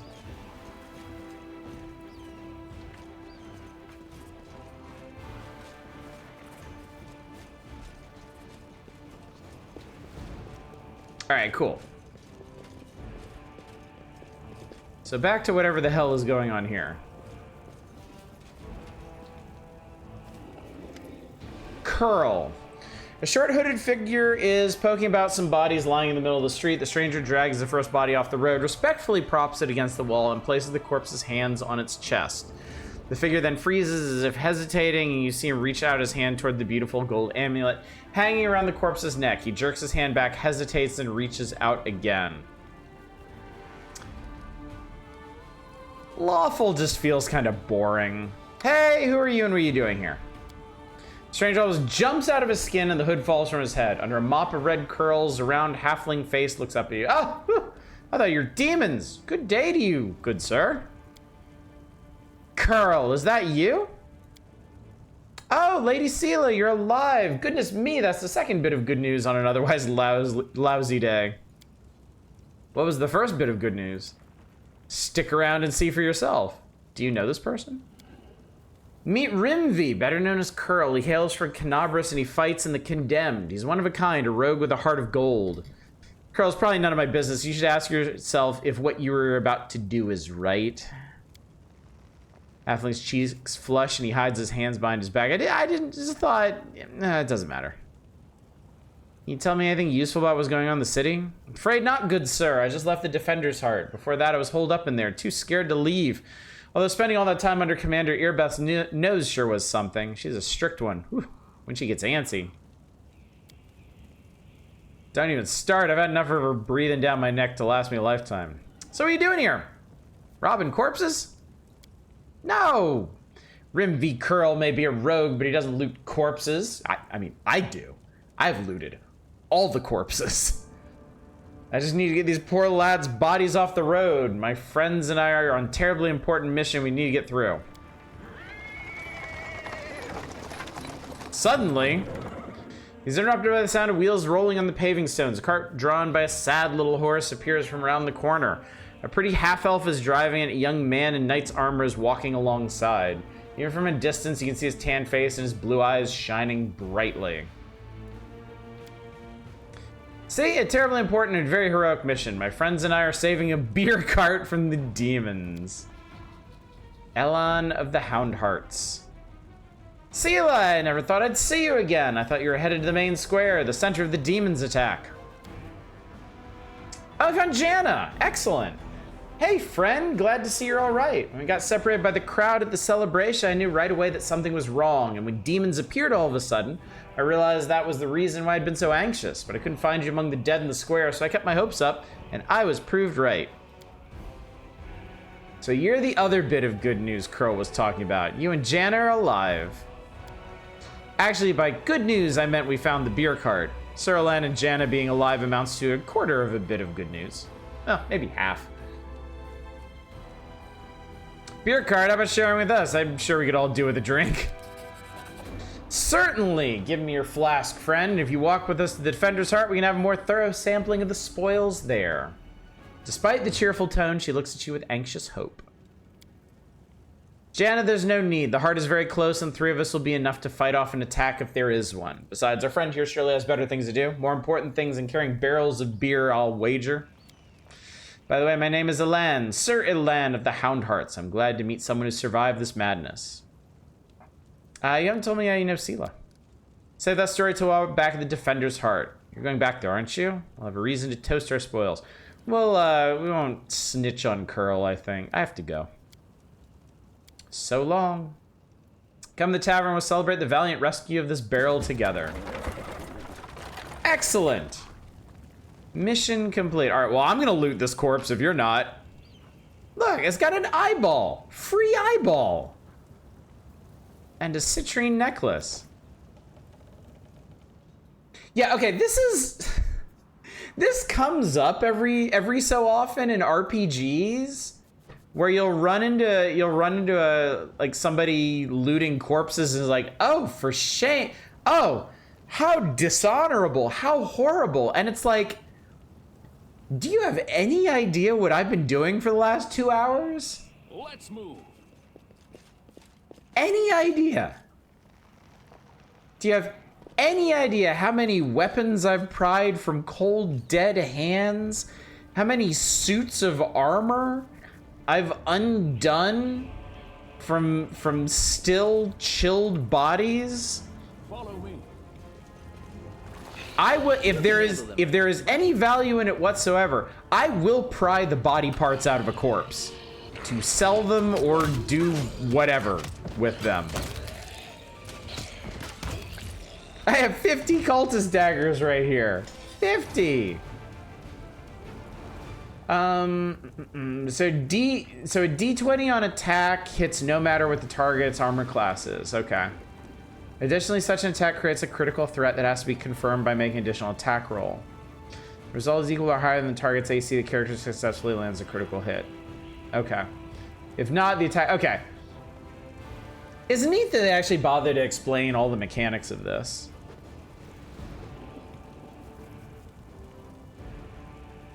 So a 20 on an attack roll is an automatic hit, and then it gets a second roll against armor class to determine if it crits. My tail is restless. Nyum. All right, where are we now? We are here. I can't do it. Somebody ripped lumps of flesh from these dead bodies. I failed that check. I'll cheer you on from over there. Oh boy.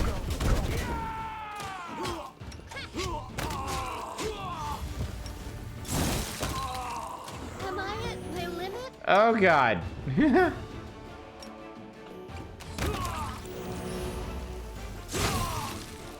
Nice heal. You're almost still dead. Are you just like allergic to this stuff or what the fuck? Adventures await. I heed the voice of the spirits.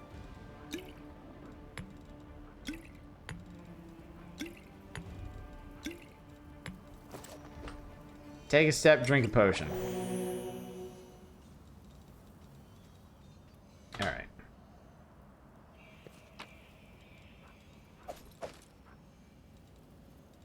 Her alignment is anemic good.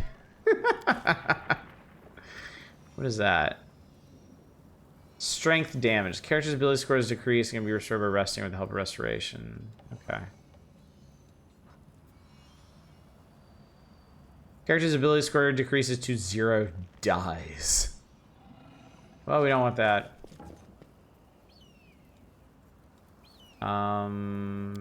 Pick. This is my kind of work. Good, he did it.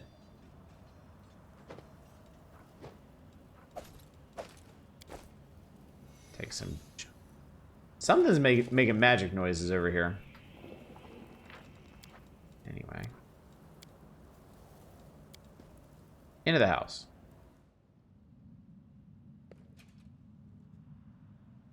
I found something. Alright, we'll go in here first.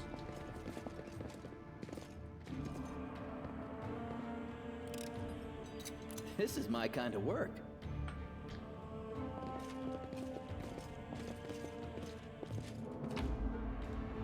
A journal about an experiment. Experiment day 1. Today I was able to catch a quasit. Aurori may be my witness. It wasn't easy considering my humble physical condition. Hang on, we gotta... There we go.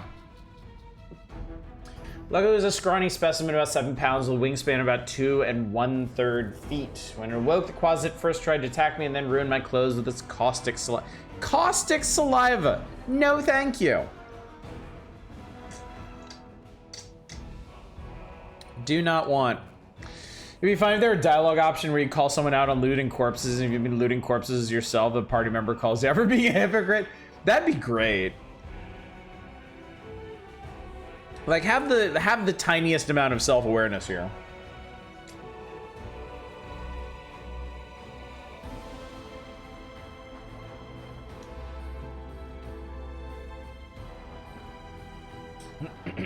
I liked how the old Fallout games would actually give you a negative perk for grave robbing. If you dug up too many graves across the course of the game, you'd get a reputation for it, and people would just be like, ugh.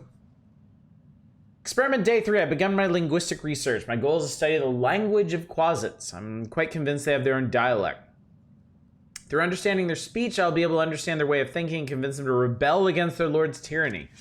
A revolution will roll through the abyss, and the powerless will rebel against their oppressors. I'm sure that Everbloom Milani will not refuse her patronage even to such creatures as these if they would break their chains of slavery.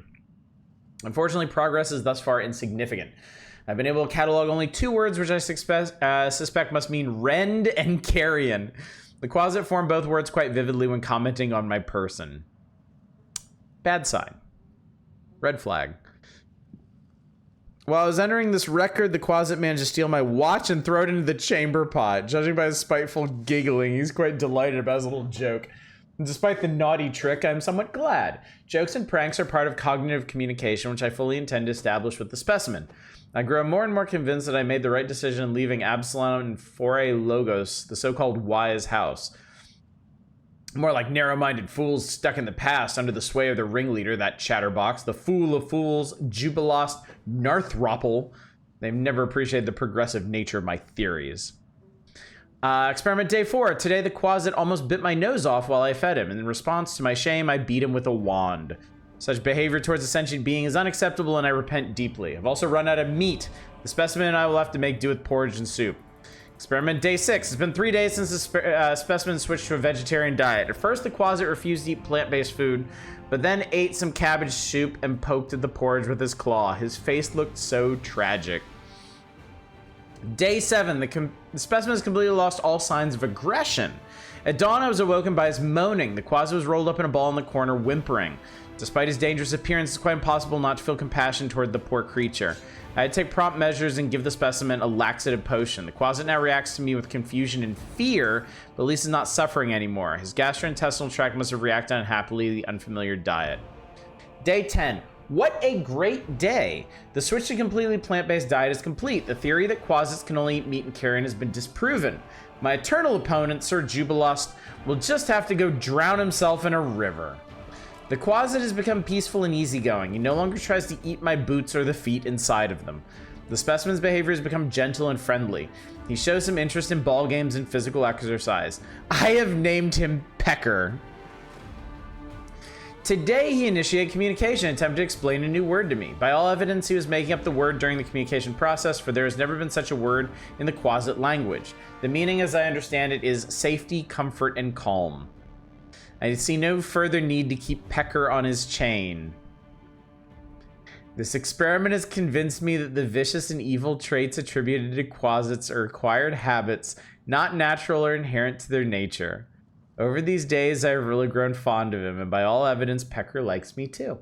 He's gotten used to napping on my knee while I'm writing my observations in my journal. Maybe someday this Quasit will become my familiar. The current stage of the experiment is complete. Pecker and I are soon off to Absalom to present our findings before the professors at Foray Logos and to become a scientific sensation. On our way, we may make a small detour to Avestan, so Pecker will have a chance to better adapt to civilization. I hope the little trickster enjoys the journey. This is what a Quasit looks like. Okay. What does a Quasit look like? Oh, sweet Jesus. Oh, Lord. Oh, man. All right.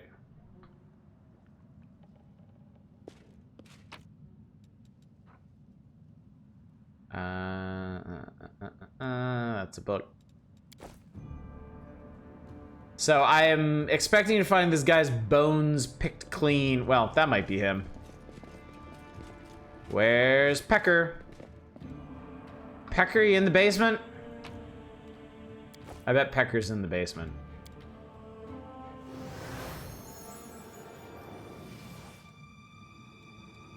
Well, somebody's dead. Onwards. Fighters must have been caught off guard. They died before they can even draw their weapons. Their bodies are covered in a thin layer of ice that is slowly melting.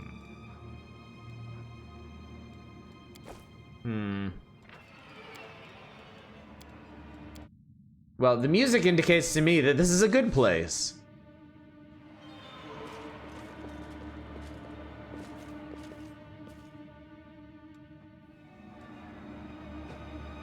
How dead will this guy be when we find him? Yes, super dead. Unquestionably dead. We will be victorious. It's a dretch!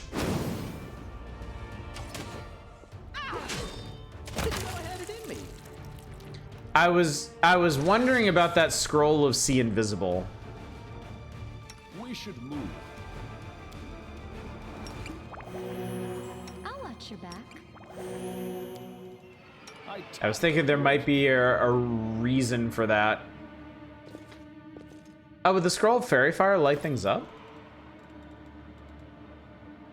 What does it do? Pale glow surrounds and outlines the subjects. Outline subjects shed light as candles. Oh, interesting. Or just use a torch. Somebody here. Here, you do it.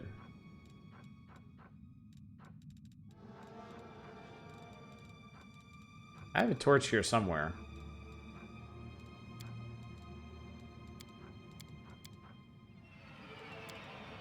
I might have accidentally sold my torch. Was the guy on the first floor alive? No. Nobody down here is alive. Oh yeah, I have a recipe.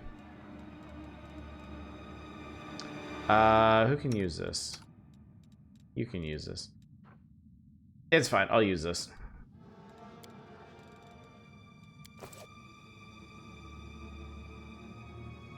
I think I'll use this.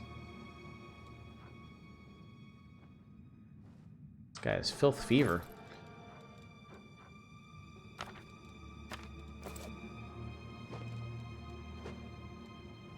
Emberfield.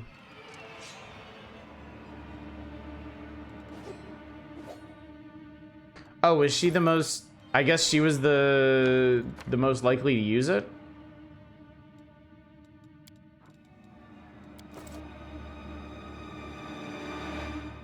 Oh, he's glowing now. I'm here. Where else would I be? So that doesn't actually illuminate anything, as it turns out.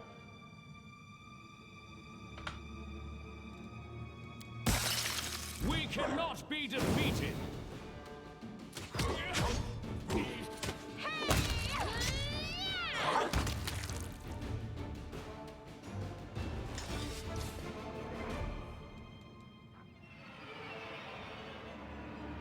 This is a debuff? I mean, it does say outline subjects shed light as candles.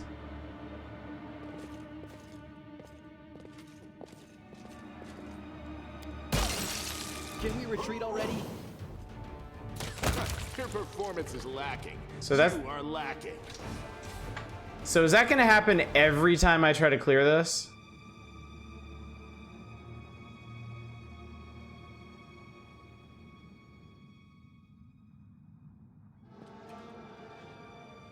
Let us be off. Or do I just need to do that a requisite number of times?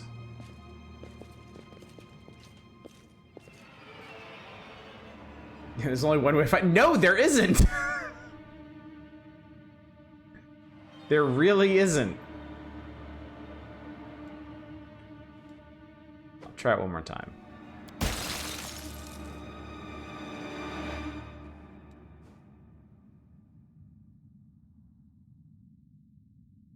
Alright. Let's move. Alright, I've learned my lesson. I'll make my own legend.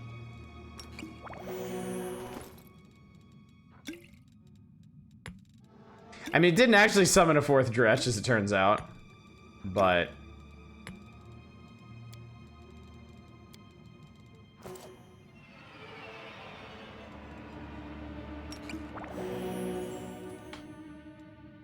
Follow me.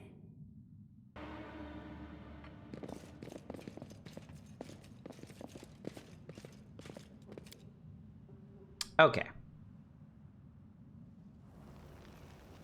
Here, Shadow Demons say mortals are so funny. I was heading this way. People were not killed by demons. Their mortal wounds were inflicted by ordinary weapons. Adopt? I adopted a tiger? Cool. Free tiger.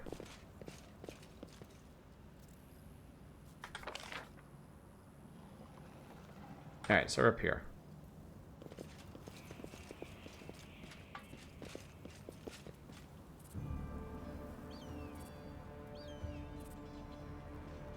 Hear me, take heed. The hordes of the abyss march on Canabras.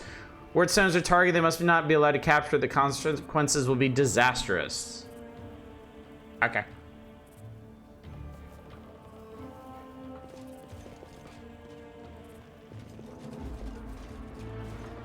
The heartbeat quickens.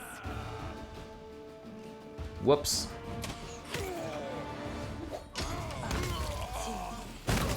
Pretty good at finding trouble.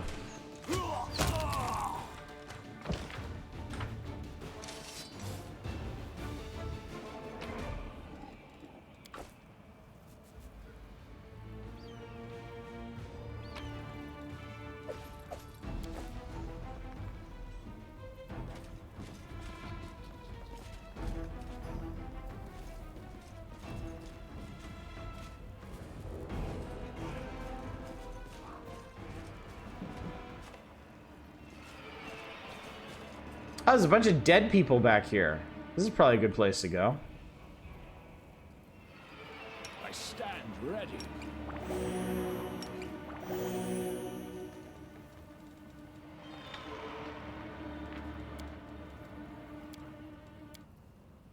Surely I've at last found the good side of town. I'm sure they mean us no harm, right? They typically do, though. I got sneak attacked by a babao. I'm wounded. Can it be? Ugh. So this is how it feels. Oh, Jesus. Let's see. Any cool stuff we could do?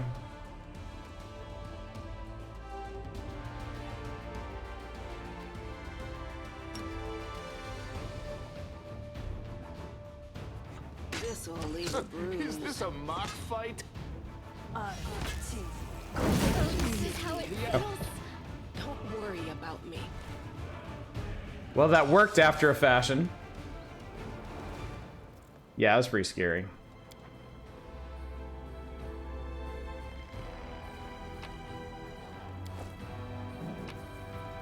I had an unidentified short spear, though. Adventures await. A bright future awaits us.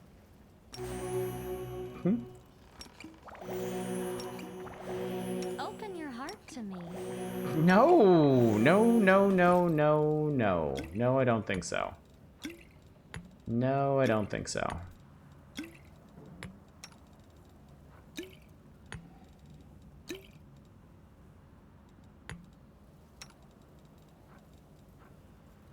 I did, yeah, I had a cold iron short spear. +1.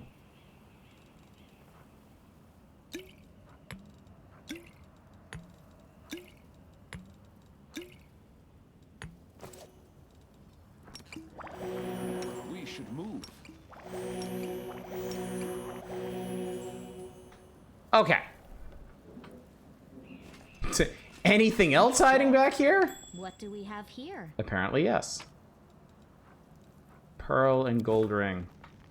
I always wonder what kind of people just hide stuff in like random walls and behind rocks and stuff in these places. Like anybody with an inquisitive mind is gonna find it. And then you're going to be out some nice stuff. Yeah, especially turkeys. The same people that make floor chickens. Alright, so... Alright, so that goes to the Temple of Desna. Alright, we're up in the corner here. I leave voice recordings just in case there's a nuclear war, so it's future scavengers will have something to listen to. I think on some level we all aspire to eventually be environmental storytelling skeletons. Somebody was on a picnic over here.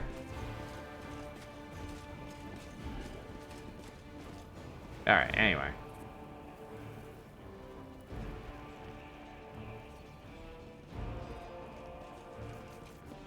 Oh god, more things are happening. Aspire to be a decorative skull. As a kid, I wanted to use rocks as hiding place for things, and maybe that instinct is at play here. When I was a kid, I loved the concept of buried treasure. Like I always wanted to find I loved Indiana Jones, so I loved the idea of like hidden treasures and buried treasure and stuff. So I actually made my own buried treasure once. I had a rather tacky like metal box, and I filled it with like plastic beads and plastic coins and stuff, and we buried it in the backyard. And I'm trying to remember if we ever dug it up. I don't think we did. It might still be there to this day. In a little grove of trees out behind my old house in Hickory, North Carolina.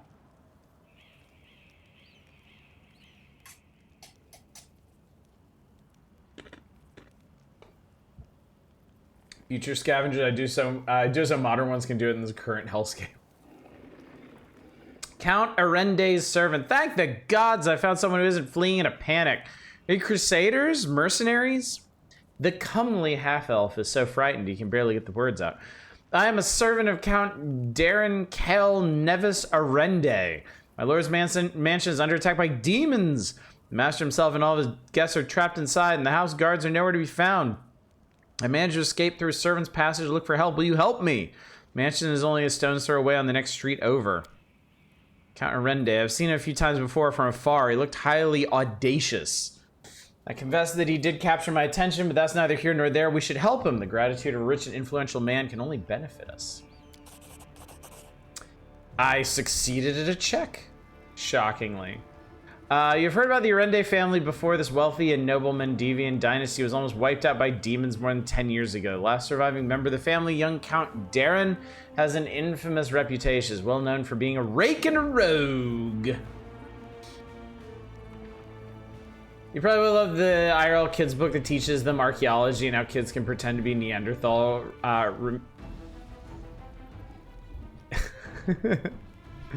You do geocaching or time capsules or stuff, you learn how quickly things get waterlogged and corroded to destruction.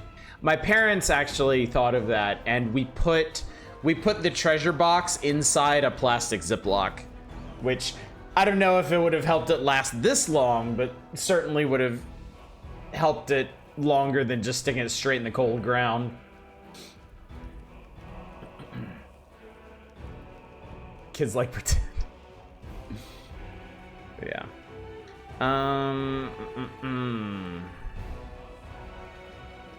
Misfortune continues to dog the house of Arende, I see. The servant cringes. You're telling me. Everyone tried to talk me out of taking up the position, saying it can't have just been bad luck that brought tragedy down the family and almost killed off the line.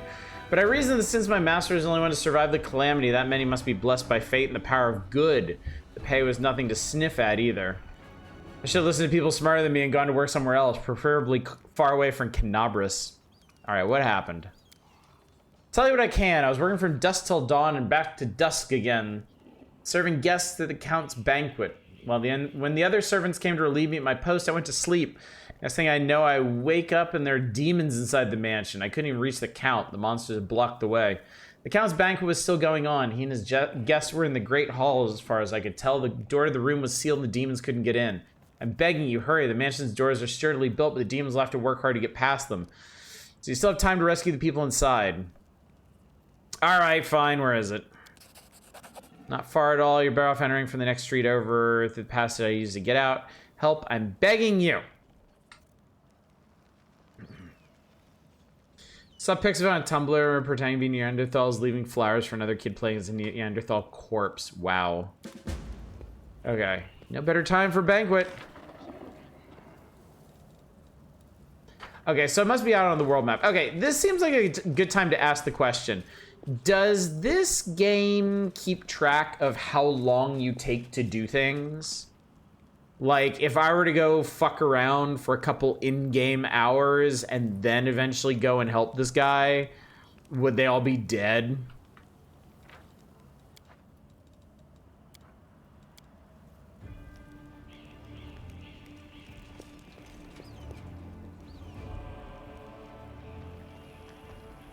Indirectly. Doesn't really answer my question. Can't hide from me. Size of blood stain in the body of something truly enormous is dragged over these turns. Tarantula, most likely. Kill me for this game since it takes me a long time. Time does pass, so you can... There are time-sensitive quests then.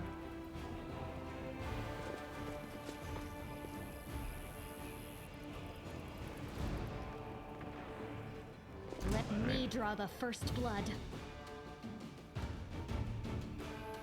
Surrender or else. You won't survive me. She's got such a cupcake voice. Good lord. Don't think you're on a strict timer yet. Okay. Yeah, the reason I ask is because in Rogue Trader, there are some time-sensitive quests, and there are other ones where it's paying attention to what order you do things in. Like, if you get a quest that you need to hurry up and do something, and then like you go to another area and like finish another quest first and then go back to that first one, that will affect it.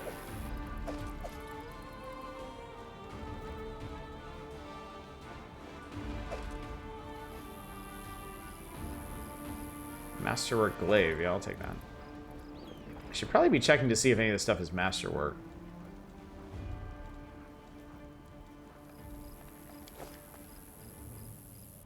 One Christmas, my friends arranged for a treasure hunt. We got coordinates on a map and had to hunt down and dig up the gift. That's cool.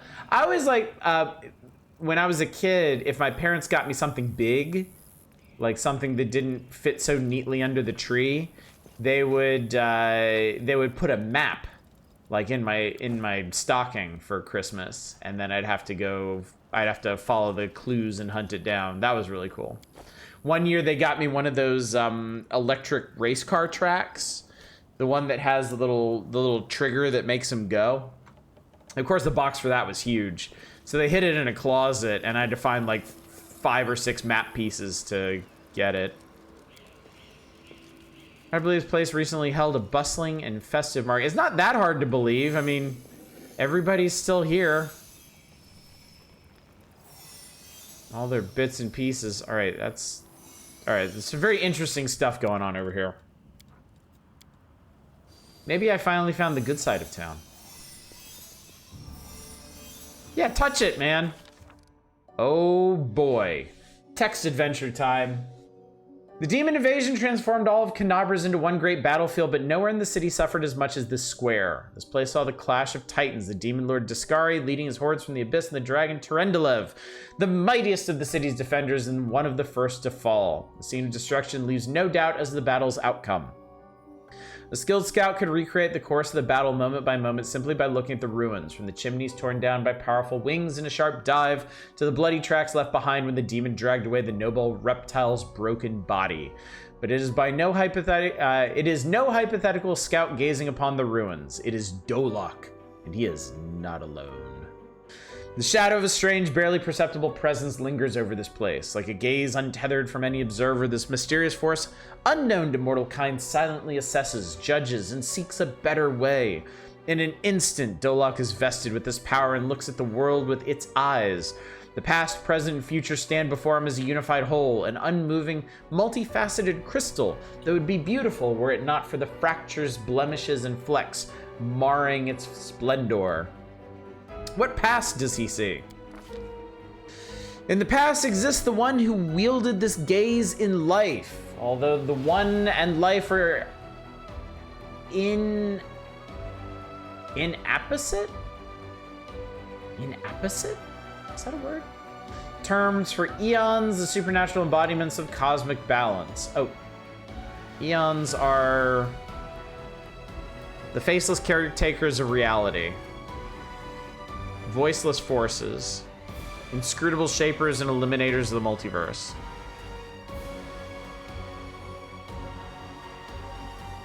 Eons embody the plane-spanning hand of metaphorical, omnipotent clockmaker, endlessly tuning and adjusting the myriad gears of reality in pursuit of ultimate perfection. Okay, so there's gods, and then there's super gods.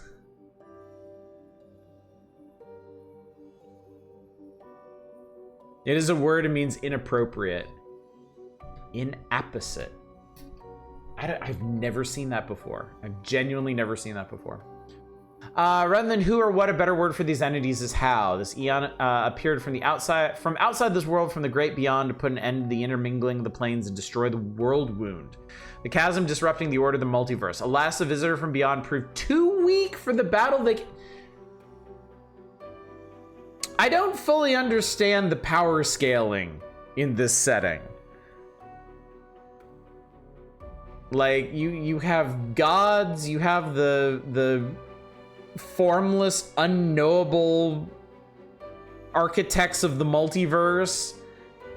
But man, everybody gets fucked up by a big old bone scythe. They even failed to finish casting the spell that would have sent Discari back to the abyss. With one swing of his scythe, the demon lord cut the Aeon down. I mean, what present does he see? Ruins, blood, corpses, none of this perturbs the Eon's dispassionate gaze. The living are alive, the dead will be judged by Pharasma, all is as it should be. The demons circling in the sky or prowling through the streets create a jarring juxtaposition, like splashes of blood-red ink on a restrained pencil sketch. They should not be here. The world of mortals is for mortals. The demon's place is in the demon world. How sublime the world would be if everything in it knew its place. But even the demons aren't as abhorrent as the sharp-edged, unassuming crystal languishing in the dirt among the bricks and smashed cobblestones. No mortal would notice it, but to the Eon's eyes, its mere existence is an outrage against universal laws. If the Eon still existed, they would not stop until the crystal was unmade, but the Eon is gone and only their gaze remains. Dolok picks the crystal up out of the dirt and stows it in his pocket. He is mortal, which means he has the power to decide what to do with it. The purple stone knife. Okay. Cosmic Roomba. What future does he see? Good and evil, chaos and order, everything in its lawful place in the multiverse and is no longer trespassing where it does not belong. Nothing is disrupting the smooth and steady current of the river of souls from life into death and back to life again. Reality, rid of its flaws, is now perfect, and the Eons withdraw to eternally admire its beauty, which will never be threatened again. Which is... sounds like a pipe dream to me. A lot of Eons, some weak enough your party could take them some way out of your league. They're basically beings of pure law, similar how demons are chaotic. Oh, okay. So they're not like beyond everything else, but they... do they have a spot in the alignment chart? Are they like the embodiment of lawful neutral or something? After allowing the hero to view the world through their eyes, the little that remained of the destroyed Eon is killed even appropriate here for an entity that is so removed from life and death as we understand them. Used up its last vestiges of energy. Now they are ready to disperse into nothingness unless someone decides to preserve the Aeon within themselves. Will the hero take on this power so that he may again look at the world through another's eyes, or will he allow it to vanish? Well, shit. I already took angel power. Let's take Eon power too. The spirit of the Eon dwells out of sight deep in Dolok's soul like a pair of magical spectacles stowed away until the moment when the hero once again needs to look at the world through another's eyes. I mean, look. I long ago, Someone far wiser than me once said, gotta catch 'em all. So we gotta catch 'em all.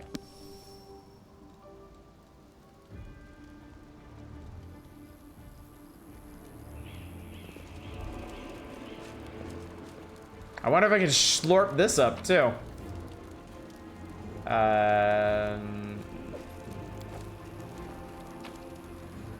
What's this? A Midnight Bolt. Under this bolt can shoot to deal 50 points of damage. It can't be ignored or reduced. This bolt cannot miss.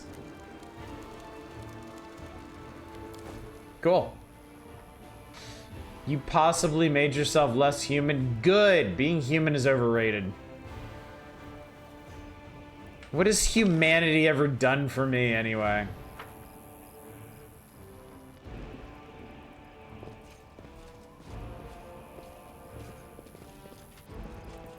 I think I understand what you're doing right now. She'll remain mum for now. That makes one of us.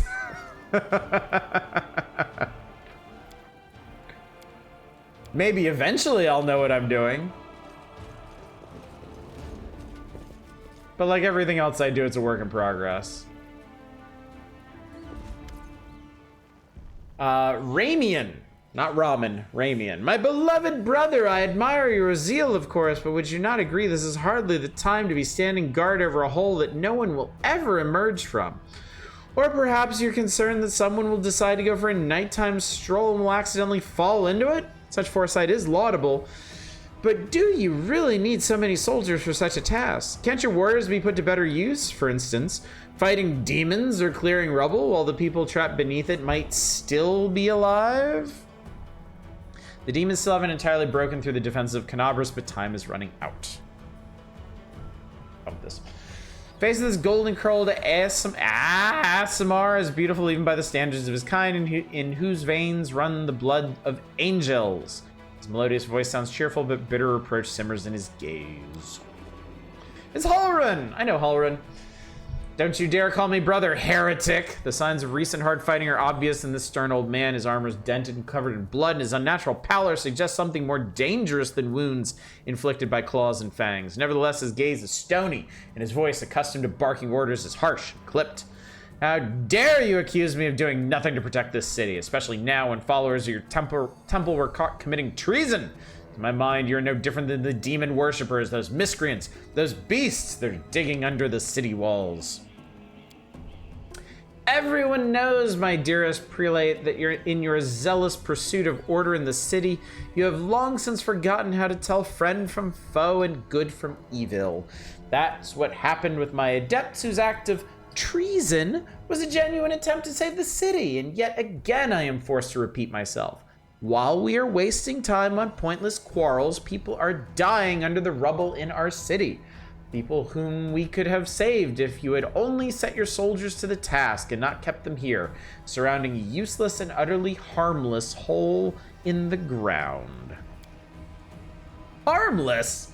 Well, if it's on your say-so, then that must mean there is someone down there. Your associates, no doubt, and they're just waiting for us to abandon our post before they slink out and try to... Then he notices your approach. And you! I remember you. You appeared in my city the day the demons attacked and Terendelev died. What are you doing here? Answer at once, or I'll have you strung up by your ankles before you know it. Don't think that the demons have wounded me. I still have enough strength to take on 100 of your sort.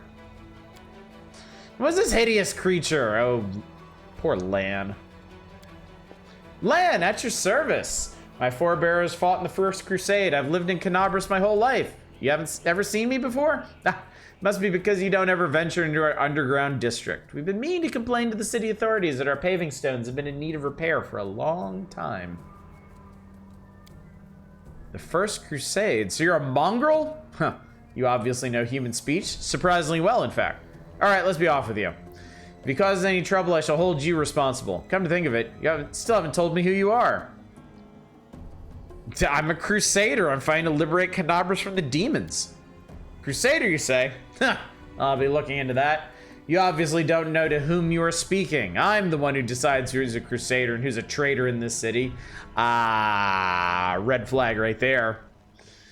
Halrun Shapik, prelate of Canabras by the grace of Her Majesty Queen Galfrey, and the city's defender against threats from within and without. And let me say, sir, Doing a bang up job. Bang up job. Remind me. First gain the trust and admiration of the city's people by organizing inquisitions against suspected demon worshippers and witches. Halloran and his force of elite witch hunters exposed dozens of cultists and spies, and it is said to execute many more under suspicion, but with no real proof. These events started the Third Crusade, widely accepted as the least effective and most self-destructive of the 4 crusades. Still, Halloran evoked respect and admiration of the populace as well as fear, and agreed to guide the city as his prelate. He's an inquisitor. Inquisitors are, without exception, utterly self-destructive forces. Inquisitors and their inquisitions have never ended well.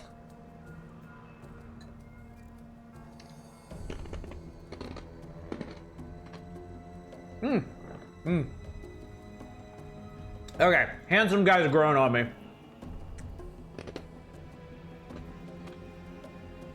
And, as we can see, you've done a sterling job protecting the city.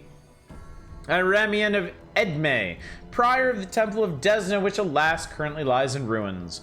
Wise Halloran here believes it is vital to guard this hole in the ground from which he is certain demons will emerge at any moment. I've been trying to convince him that the city has far more urgent matters to deal with. For instance, rescuing those currently dying under the rubble.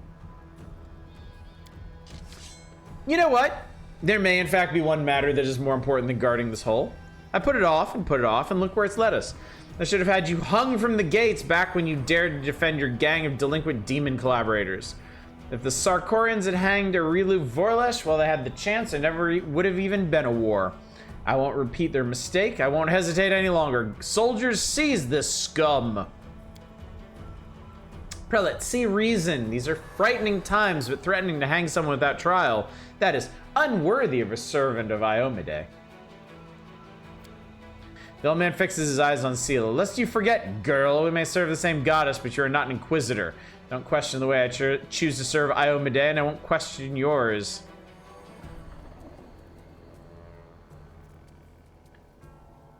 We have some very interesting options here. First of all, what precisely are you accusing Ramian of, Inquisitor?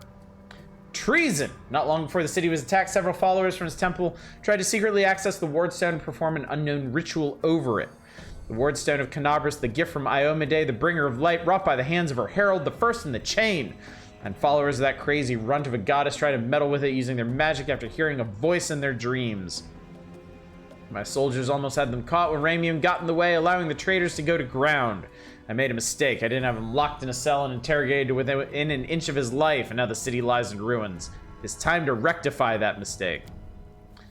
I've told you before, and I'll tell you again, my people foresaw the attack on the city. They knew the Wardstone already carried the seed of corruption within itself, and they were simply trying to heal it.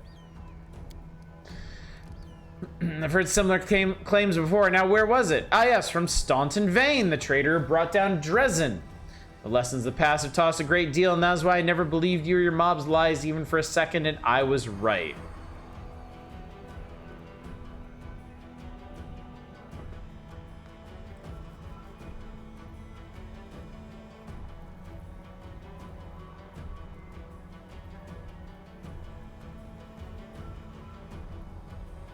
I'm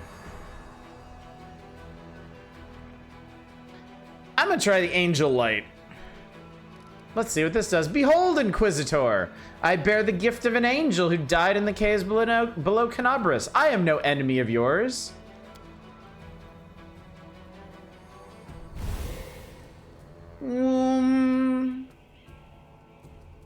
The old man frowns and whispers something, a prayer or a spell. With each word, his face relaxes. You are telling the truth.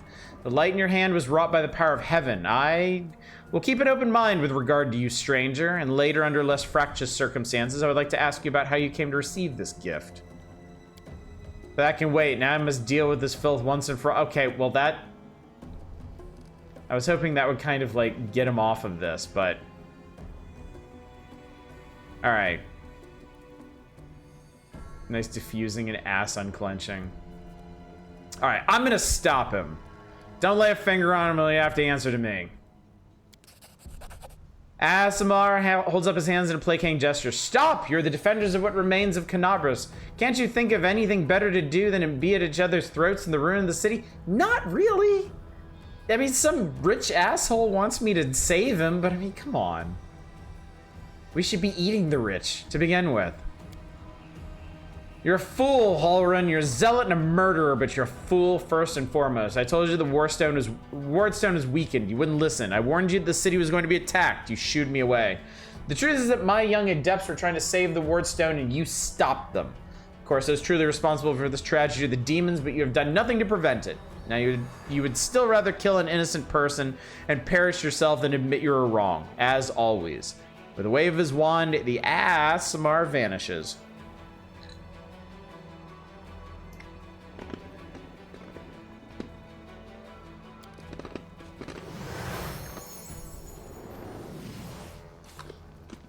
I was gonna laugh my ass off. He just ran off screen.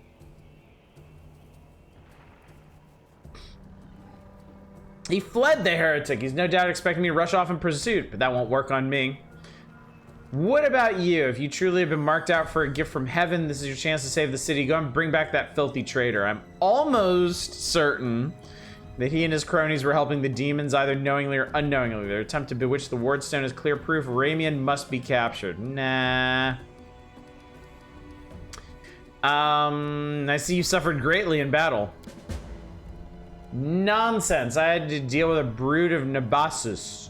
There's nothing. I've taken on worse enemies with the goddess's help. Failed a knowledge arcana check. He's probably wounded much worse than he admits.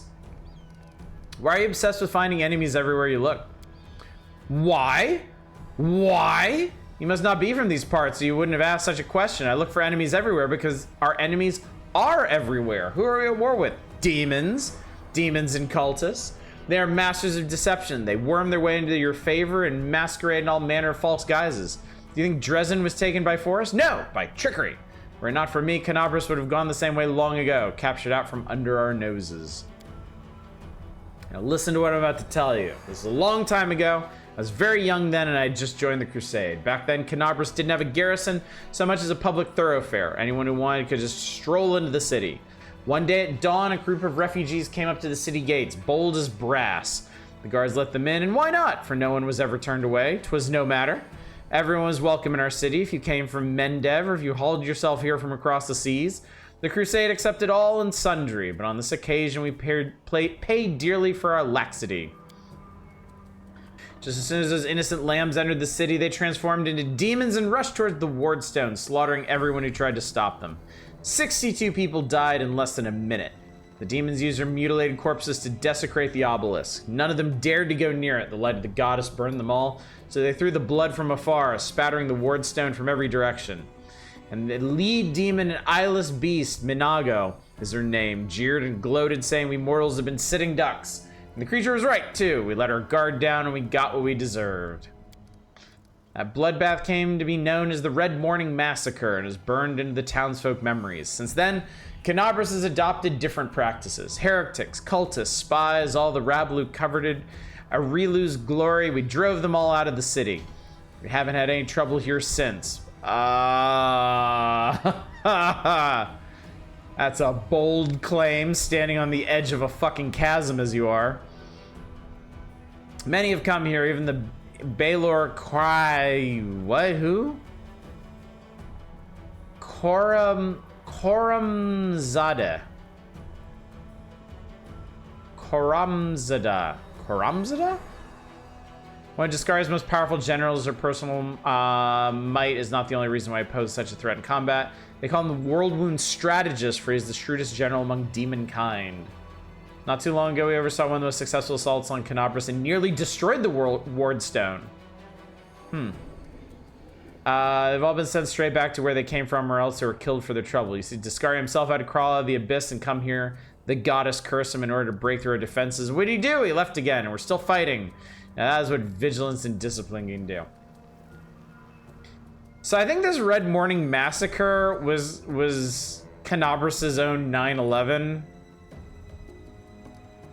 And this is their Donald Rumsfeld. Ramian really warned you about the attack.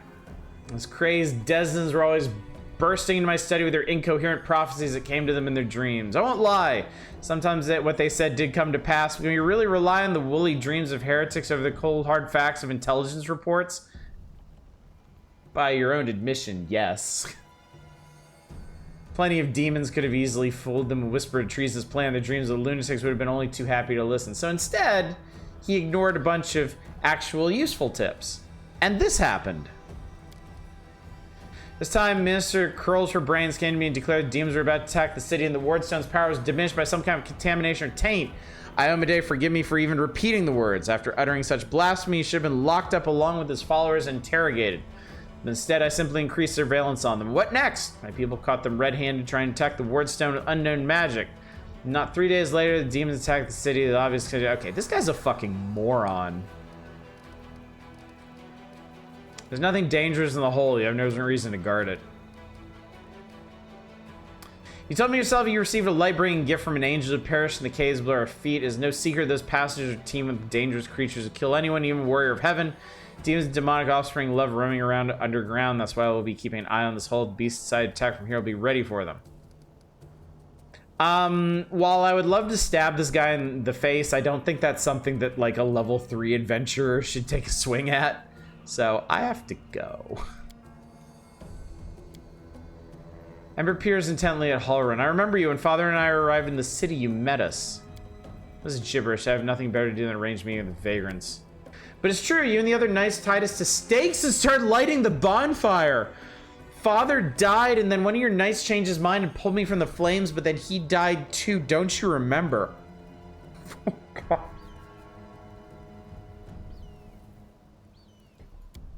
If you're burned, that was with good reason. You said some traitor helped you escape from the fire. That was a crime in itself, which means you've been evading justice all these years. If it weren't for the invasion, I would review your case and see your sentence was finally fulfilled. You're lucky we have more important matters to deal with right now.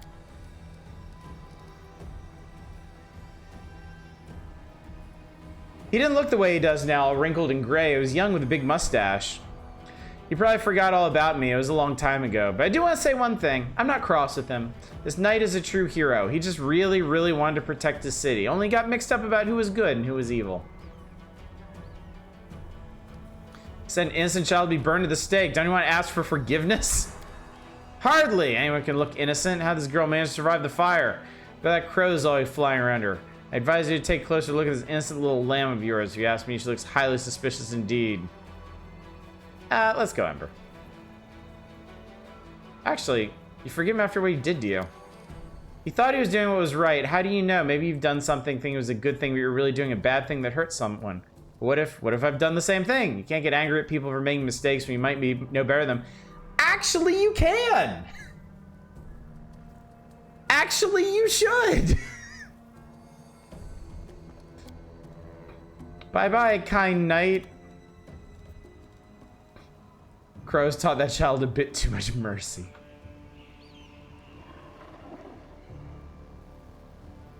Let us be off.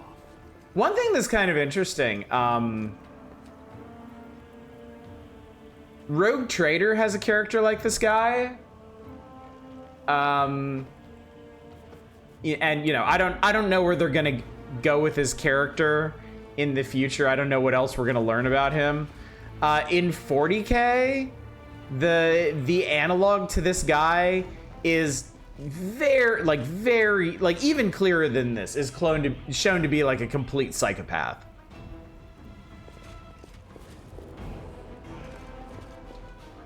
And you even get into like why that is. Guys, why are you just hanging out with this fiendish giant centipede? You should probably... Holy fuck, Land. Jesus Christ.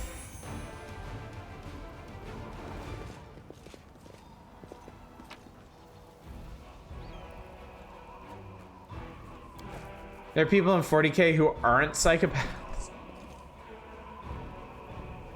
Well, when you put it like that... Those are not millipedes, those are centipedes. Millipedes are cute. Centipedes are emphatically not. Emphatically, aggressively not. Save the last one for me. Who are we fighting? What do you see? What's going on? What was that?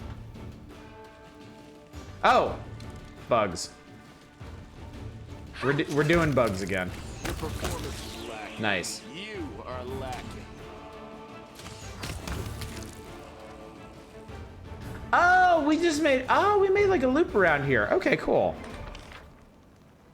Cool.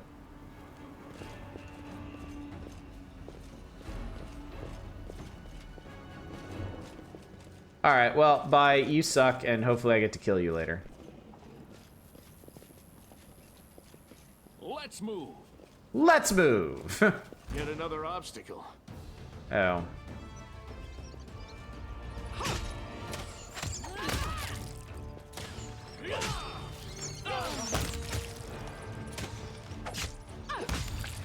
Gross. Failed saving throw against ability Rat Swarm used by the enemy. Rat Swarm. Main line spells allow the targets to make saving throw to elude their effects. Okay, whatever. Follow me.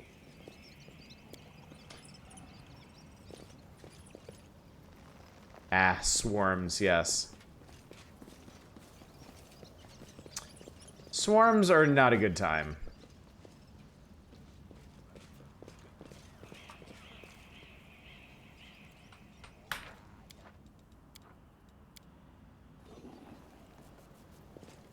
I do remember now running across swarms in hello stranger.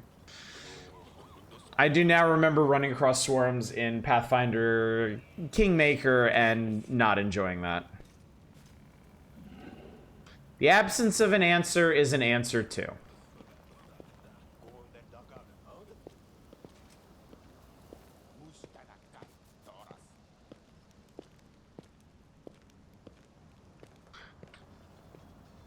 All right, you cryptic fuck.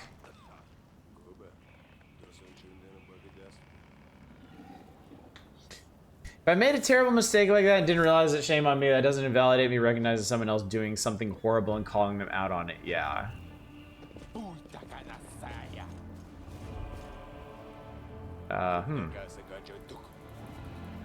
Yeah, Ember's got some kind of like...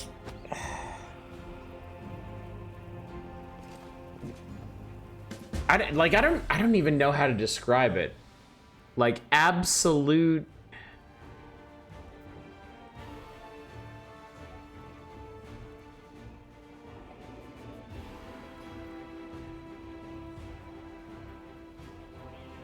I don't know. I genuinely don't know how to describe what's going on with her. Watch it. What are you goons doing? You bloody crushed me. Young tiefling lies trapped in a collapse session tunnel. Another two tieflings scrambling around, trying in vain to free him. Quit whining. Hey, alarm! Someone's coming! Seems very Pollyanna. Pollyanna had a raven that whispered the secrets of the universe. No, it's like...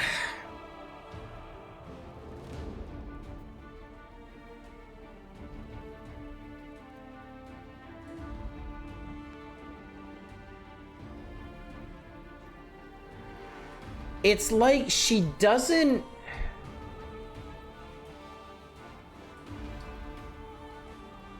It's like she doesn't believe in the existence of sin because she believes people are incapable of correctly identifying sin.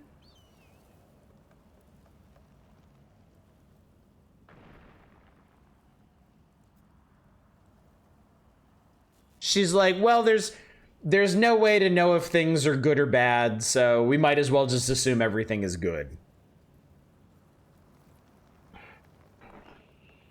I don't know. Hopefully we get some clarification on this further down the line. I mean, we've only known her for like, what, an hour? Maybe he'll help us. Wise up, would you, before he gets killed? Let's make a run for it while we still can. No, come on, don't leave me, I'll die here. Hey guys, I see you're in a bit of a jam. Get a load of this lot. No escort, neither. Waldriff, you little shit. How are you not dead yet? Who's that with you? They're friends of mine. Great guys. Waldriff turns you in a corner of her mouth, says, listen, do me a solid. Help them drag his sorry carcass free. They'll repay you. Cross my heart. Who are you? Who, us? We're nobody, just simple citizens. We used to live here, but now... Yeah, we just lived our lives, didn't do nobody any harm, and then kaboom! Place falls about our ears. Tieflings are antsy, they're hiding something. Don't lie to me, tell me who you are and what you're doing here. Alright, don't hurt us. People call us tieflings. We kind of skirt around the edges of the law. That's how we make our living. Some say some tyrant bans books that show stuff you don't like. Or fancy Kyonin wine you don't drink. Is it wrong if we step in to fill the gap in the market? If there's a demand for it, someone's got to sell it. Don't go thinking we're gangsters or anything. Our only concern is making the lives of citizens easier for a little coin. People in the city can't even breathe without breaking some stupid regulation or restriction. Take this tunnel to collapse on top of our friend, for instance. It leads straight to the Grey Garrison. Thanks to it, any soldier's throat feeling a little drier is needing some nighttime reading material. We can all get all the things for him that his heartless superiors refuse to. We're providing a public service. Enough talking. Get these rocks off of me. Send me down here for a goddamn crate of cognac, you idiots. Now get me out. Alright, let's see if we can get him out of there. Yep, always buddy up to smugglers and CRPGs. I was playing a good dogmatic Imperial when I was playing Rogue Trader, so I wasn't as nice to the smugglers as I should have been. And I think I lost out on some good shit because of that. Alright, well that took an hour. And we failed. Clearing the rubble proves a bigger challenge than expected. By the time you finally free the trapped tiefling, you're ready to collapse with fatigue. Oh, I'm alive. All in one piece, give or take. Thank you. I'll remember your kindness for the rest of my life. And you two clowns, I don't want to hear a word out of you. Get into the tunnel now. One trip, just the Grey Garrison and back. Don't be a coward. It's not going to collapse. Go, or else we came all this way for nothing. Yeah, a good rogue trader makes the smugglers work for him. I was a bit less practical as a rogue trader, so that I could more effectively follow in the footsteps of the illustrious emperor. Yes, it clearly took an hour because the fail. Help you now, you can help me, Commander Tierbay, to save Canabras. The militia needs people with various skills, even ones as usual as yours. What? Are you blind or something? What do people call us? Arilu's spawn, and that's one of the nicer nicknames. Crusaders and Tieflings don't mix. We torched on sight. Whoa, Tierbay? Erebeth Tierbay from the Eagle Watch? Lads, we have to help her. She's one of the only big shots in town that actually treats us with any decency. Why should we risk our necks for the Crusaders? Because Erebeth risked her neck for ours. She saved me from that creep Hulrun, yanked me straight out of his torture chamber. Only a worthless toe rag would refuse to help her out after that. Nah, I'm not listening to any more of this. You do what you want, hang for the River Kingdoms.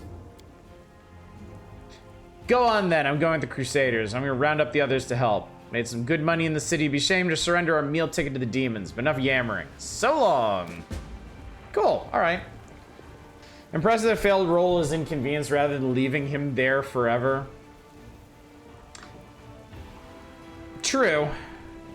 I think this one may have been kind of necessary because I think that tunnel might prove to be like important plot-wise, since we are gonna have to get into the Grey Garrison at some point. But yeah, this game, like, I've been failing a lot of skill checks, but the game hasn't been particularly mean about any of it. You can handle them, right? Like, it hasn't ruined anything because of that. Ha! I win! I mean, I had to kill some Crusaders, but I mean, they were gonna fucking sacrifice a little girl to maybe make their weapons sharper. I don't feel real bad about that. Yes, I know how scrolls work. Thank you. Despite the city's troubles, a statue of Iomide towers proudly over the street. You would have thought Discari would have taken that down. Oh, we can climb down there. Oh, Jesus. I see you there, satellite. Okay, so there's like another section of this place. Crusaders are all critically stupid. They don't seem to be crusading in the right place anyway. Alright, let's save so in case I break my neck. That's not the end of this. Pretty good, aren't I?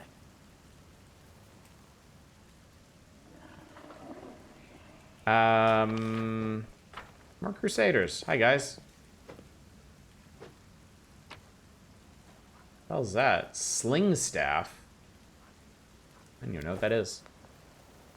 Didn't they fail 4 or 5 crusades? 4. Four crusades and counting. And they still can't get any headway against that world wound.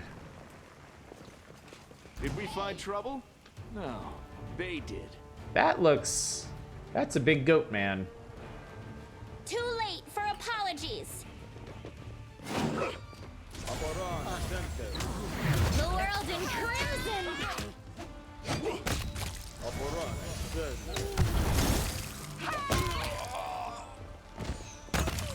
Oh, God.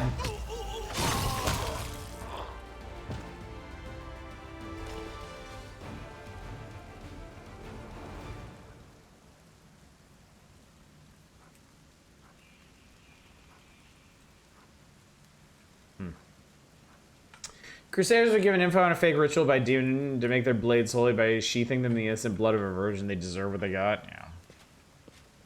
We cannot be having that. Masterwork Bardiche. Cool.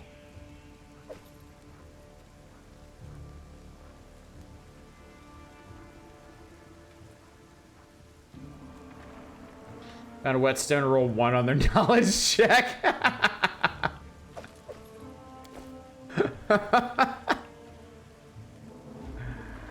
Let us be off. Alright, where the hell am I?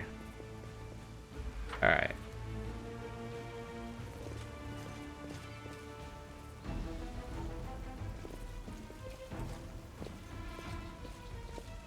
I tire of waiting. Alright. I'm actually running out of these potions now. I've used so damn many.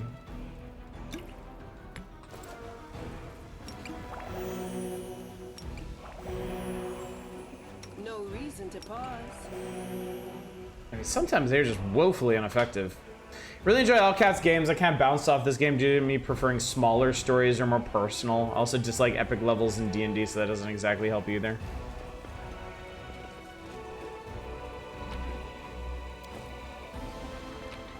Well, I only know Allcat for the 2 Pathfinder games and Rogue Trader, and yeah, all of those are very, very large scale games.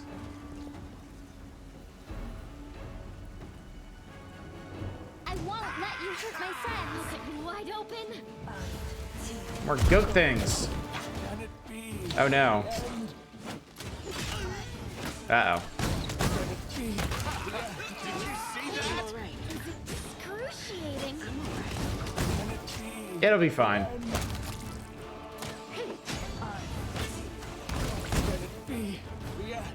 Just let the archers take care of it.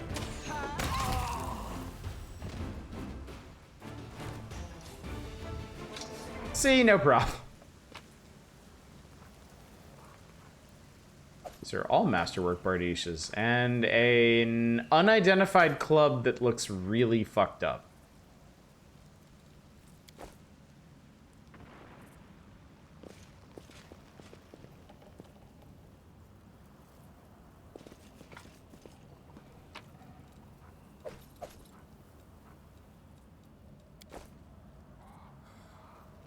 Oh, we got a mongrel over here.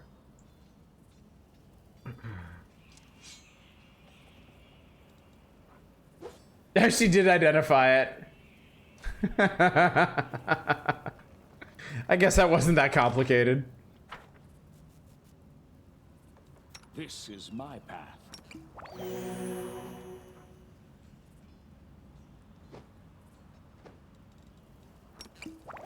Rely on me. All right, buddy, that's all we got left. The mongrels did manage to reach the surface, yeah. We did at least clear the way for them. Oh yeah, I guess this is everybody. Young mongrel looks around in every direction but up. Maybe we should go back. This place isn't for us. It's too open. The enemy could come from anywhere, and the air is weird. Why does it keep moving so fast? No, not one step back. This is our test. Don't look at anything but the target. So you made it. Good to see you all. How's old Soul doing? Still waiting and thinking? Well, don't worry. He'll make up his mind soon. You won't be hanging around underground for much longer. What are you doing here? It's you! It's thanks to you that we made it to the surface to fight the demons. The shield maze fell, but Soul slowed everything down. He's an old man, he's afraid of everything, but we can't sit in the dark like root vegetables while big things are happening up above. Tried to follow you through the shield maze. We emerged into some kind of fortress. There are too many demons there. Then we dug out another passage into the city. It took days, but we did it. We're ready to fight. Right now we need everyone who could hold a weapon. I have a plan. Go back below ground and wait at the shield maze exit. We'll get the beasts at both ends. Okay. Let's do that. Go back if you're sure. Of course we'll go. An ambush. Good idea. We'll attack from below as soon as we hear the fighting start. The young ones are holding up well, but will they be able to fight out in the open? Even I struggle with that. No, you don't! He's been getting, like, all the crits. May the Crusaders of the Underground will fight like our forebears did.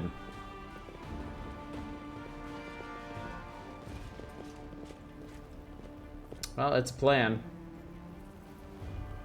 Once you joined an actual Wrath of the Righteous campaign, I was the only one in the group who wasn't missing interest. Jesus.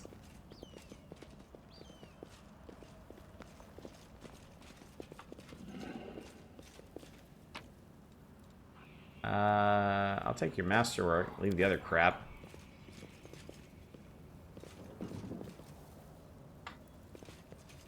It's a lot of dead people. Variety of wounds. One's covered in burns, other have weapon or claw marks. Safe to assume they're decapitated post-mortem.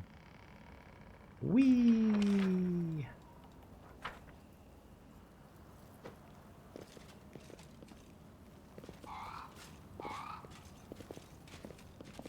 Any back there? Not that there is anything back there, but... It can't go that way, can't go that way. Okay, cool. Our reward for exploring down here was a bunch of decapitated bodies. Your router picked them to update. Pretty funny. Let's move. They really just don't read the room, do they? Let's save before something else horrible happens to us.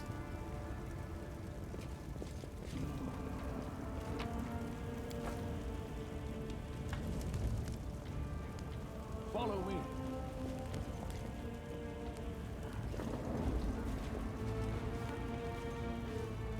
Found a very ominous place. There's a house. I think I did it. Fire was no accident. It looks like the work of a Rimmerak, a pyromaniac demon. Alright, well I guess let's secure this square before we go into the house. What the fucking fuck is that? Vermlek.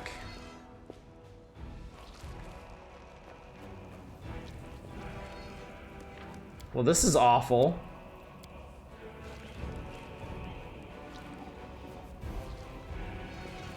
I will fight. Oh god, there's a bunch of stuff. Why not both? Forward!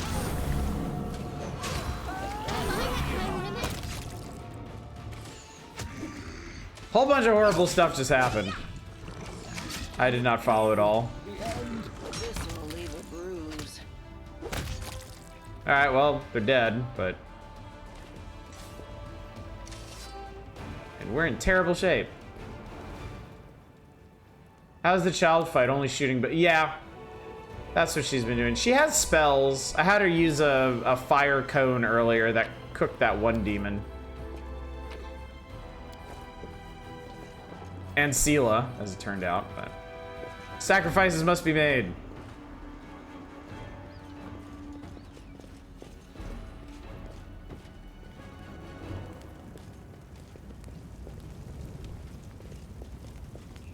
So what's in the house?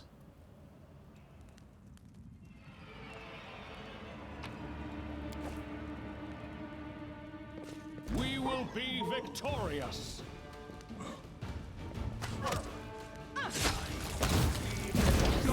Oh god! The Brimerack. Your blood.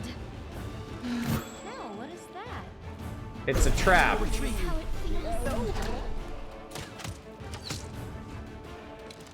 It's all your fault.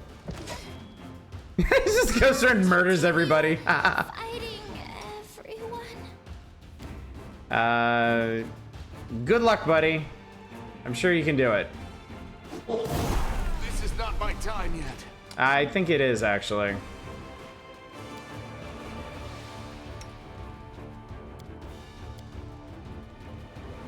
Yeah, I don't think I was gonna save you, but...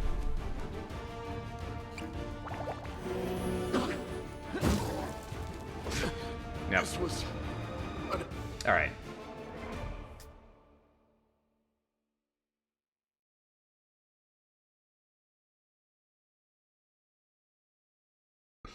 That fire guy's pretty scary.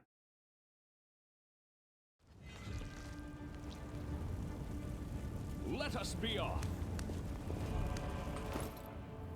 Let's see.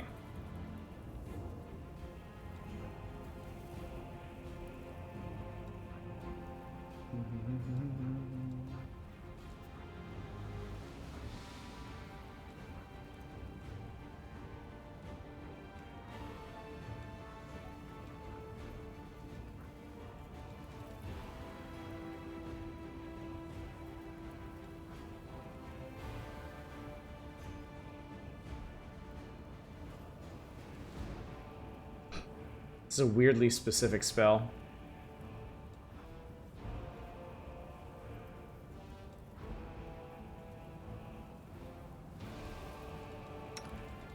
Let's see.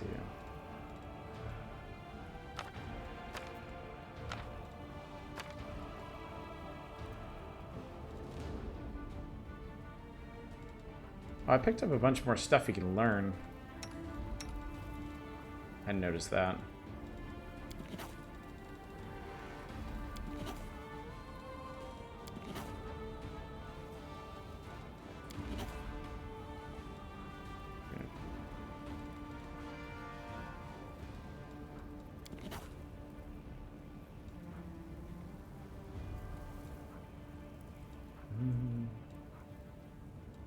Extremely specific. Hey, cat.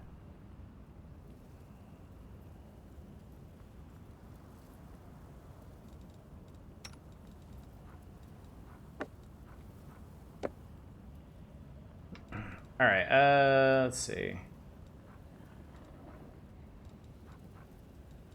I have a bunch of potions that protect from cold, but not fire.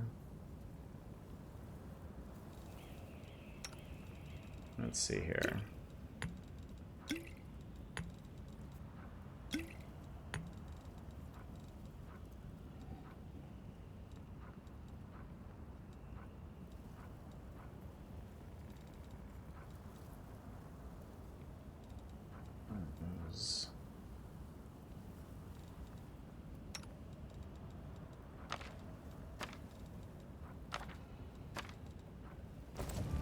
Okay. Let's move. Slightly more prepared this time. Open your heart to me. I hate it when she says that. It makes me very nervous.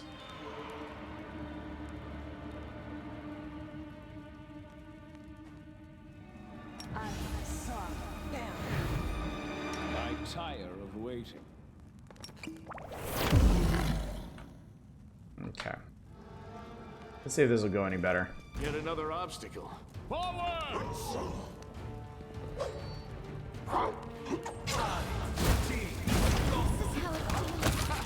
Did you see that? Not great. So this is how it feels.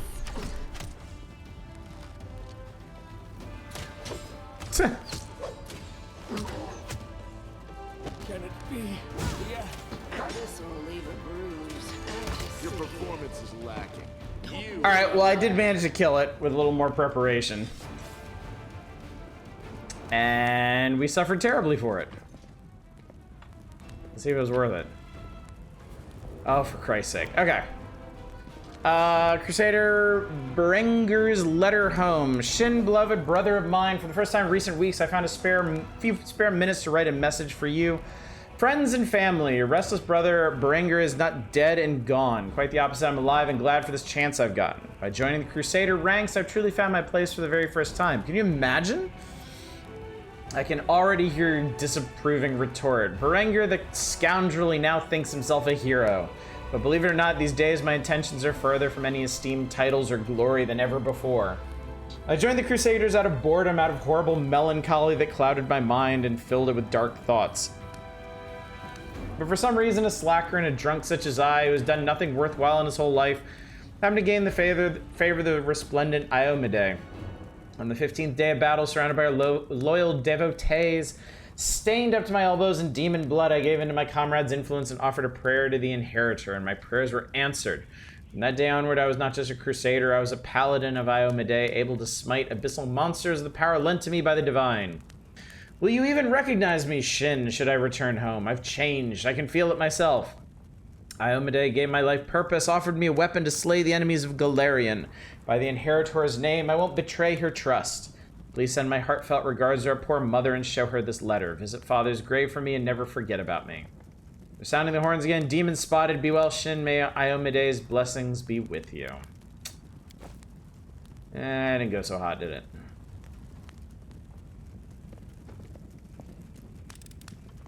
Pretty good, aren't I?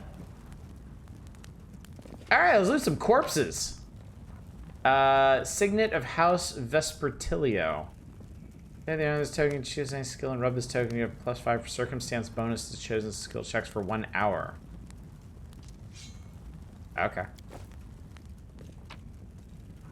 This guy had an unidentified scimitar. It's called Abrupt Force. Once per round, wherever this +1 cold iron scimitar lands a hit on an enemy, the target must pass fortitude saving throw or become stunned for 1 round. Cool. Okay.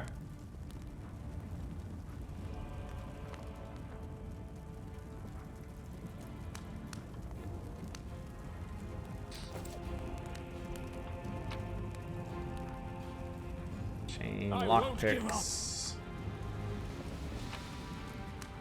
Piece of a holy symbol. A fragment of gold buckle wants to join the bell of an unknown warrior. Sure, antiquities expert could reveal more about the buckle. Interesting. Follow me.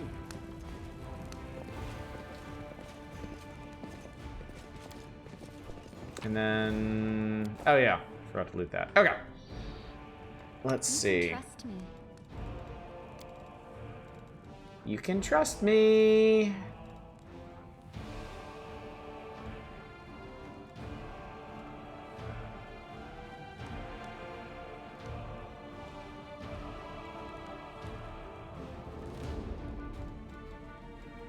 You're a You're good not. person. I I like don't steal. I encourage people to save the poor, helpless tieflings around I'll the world. watch your back. Starting with me. Let's see. No.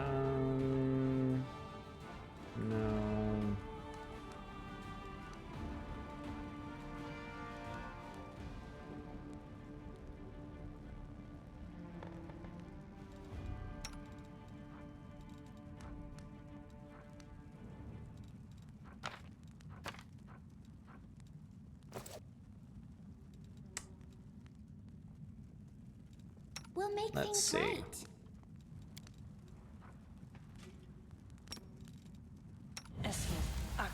Yes. We should move. Rely Healing just doesn't do a whole lot in this game, at least at this Are juncture. we in trouble yet?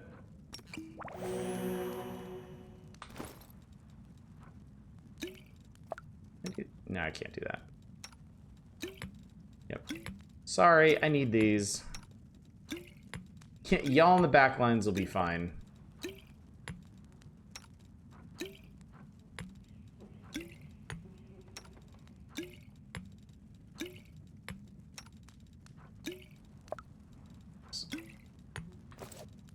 We will win this war. It's evil. I heed the voice of the spirits. All right, close enough.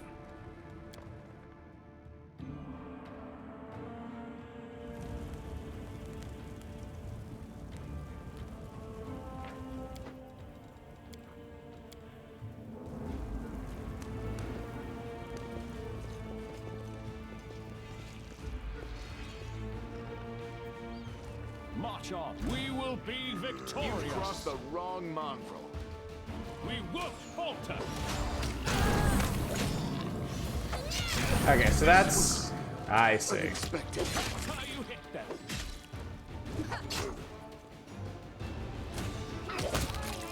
I see what they're doing. They're inflicting light wounds over a huge area.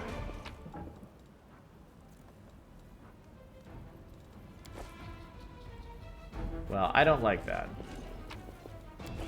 That was a real dickheaded thing for them to do. Which, you know, appropriate.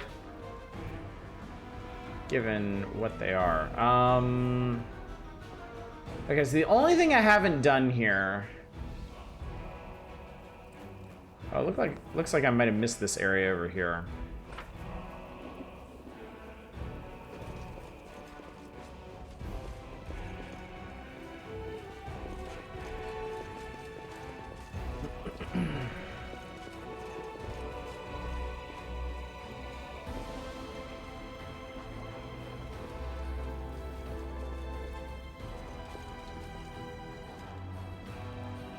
Actually, you know what? I don't think it's really worth it to climb back up from here. Feel bad for anyone invested in real estate just for the demon invasion. Yes, seriously. Not only getting murdered by demons, your property values are tanking. Yeah. All right, let's see here. No. We'll leave all that.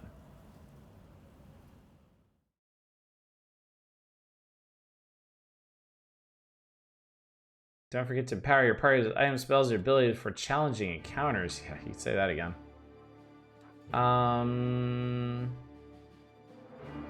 So that's...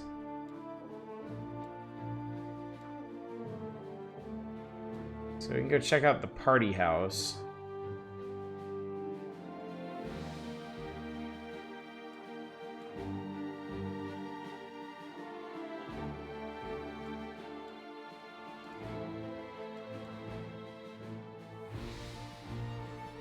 I'm just in absolutely no condition to fight anything right now. Someone on the road. Oh boy. I hope they're friendly someone.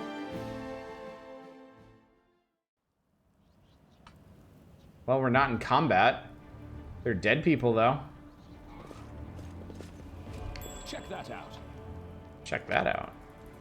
Cool, free eyeball.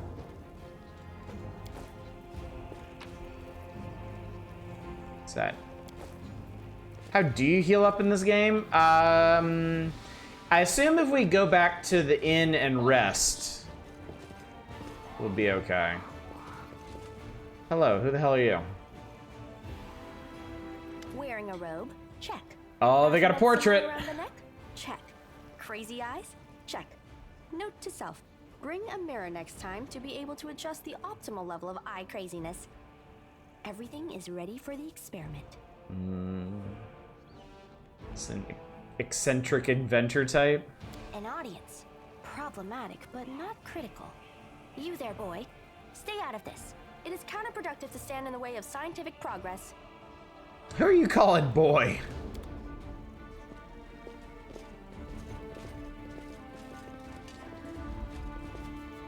Hi. Who's that? I don't know her. Greetings, boys and girls. I am your sister in sin, a devotee of Lord Baphomet's dark will, and so on and so forth. She looks like one of us, but she talks kinda weird. Who's there with you? Who? Oh, them! Just an audience, they don't matter. Consider them a supplementary component of the coming experiment. We'll shrug. In the name of our Lord Baphomet, please be so kind as to undertake a little test of your competency in our wicked cause. Let's start with something simple. So here's my first question. What is Lord Baphomet's favorite weapon? We will not answer to you. Our lord can wield any kind of weapon. He is all-powerful. Wrong. He wields no weapons at all. He doesn't need any. He just gores his enemies with his horns. Actually, it's Isergall, a glaive made of red adamantine. That is correct. But still, boy, no prompting, please. This experiment has taken quite a surprising turn. I would never have expected the followers of the great Baphomet to be baffled by such a simple question. Fine. Let's recalibrate the difficulty and proceed with the next question. Please name Lord Baphomet's sacred animal. It's a goat, right? It's gotta be a goat. A bull! Of course, everybody knows that. Yep, and a cow. I'll say nothing on this one. None of your answers were correct. The correct answer is an aurochs. It appears the experiment has yielded results which are as unexpected as they are incredible. Baphomet's cultists have not the slightest idea about who Baphomet really is, let alone any in-depth knowledge of his ideology or philosophy. I'm positive that this news will cause a sensation in widest scientific circles. Damn it, she's right. I'm a shitty excuse for a cultist. And my mother used to tell me to become a plowman. Hey, take it easy. We've only had 2 questions. You there, come on, ask another one. We'll get the next one. Say nothing. Is there any sense in continuing? You cannot answer the simplest of questions. I am ashamed of all of you, as cultists and as individuals. Please, ask again. I can answer. I'm sure I can. How do you spell Baphomet's name? This ought to be good. B-A-F-A... Oh, screw it. To hell with Baphomet. I thought it was gonna be fun, but instead there are all these questions. I'm done here. I'm going back to my home village, back to my mother. Hey, wait! You there! How dare you stir up discord in our ranks? Grab her and tie her up, and her entire entourage too! The experiment is complete. Unable to deal with the questions, the cultists decide to deal with the examiner instead. A typical reaction for a person who has never been burdened with any intelligence. Now you're gonna start hitting each other, aren't you? Please. So this guy was I brainwashed. won't interrupt. Damn it. No. And we're all in terrible shape. Well, great.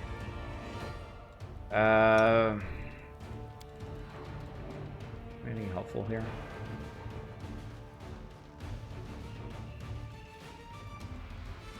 I don't think any of this is going to help much.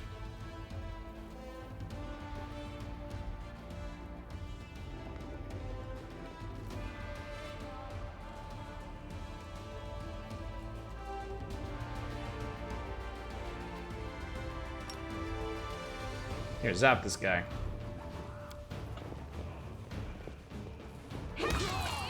Or he could just die.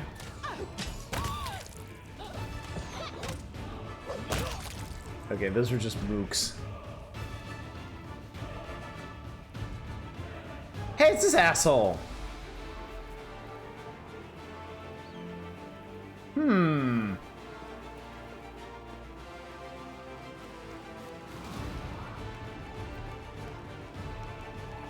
result is statistically predictable, especially considering their intelligence level. What about you, boy? Are you ready to answer some questions for the good of science? Let's proceed with the experiment. My first question is simple. Which colors does the goddess Iomade prefer?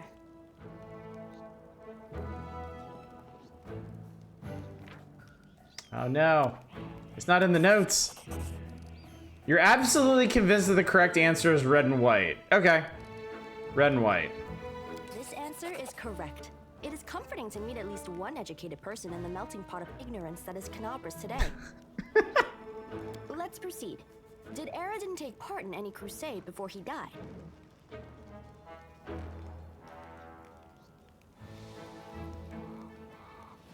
No. You know for sure that Aradin died not long before the world wound opened and the First Crusade began. So, no, he didn't. Your answer is correct. Aradin's death dates to 4606, and that is precisely the year when the world wound was opened. The First Crusade started back in 4622. Your knowledge would make Mendev's Crusaders proud. My final question is, what is the title that Arilu Vorlesh bears? Is she the architect of the world wound, the lord of the labyrinth, or the border inquisitor of the shapeless abyss?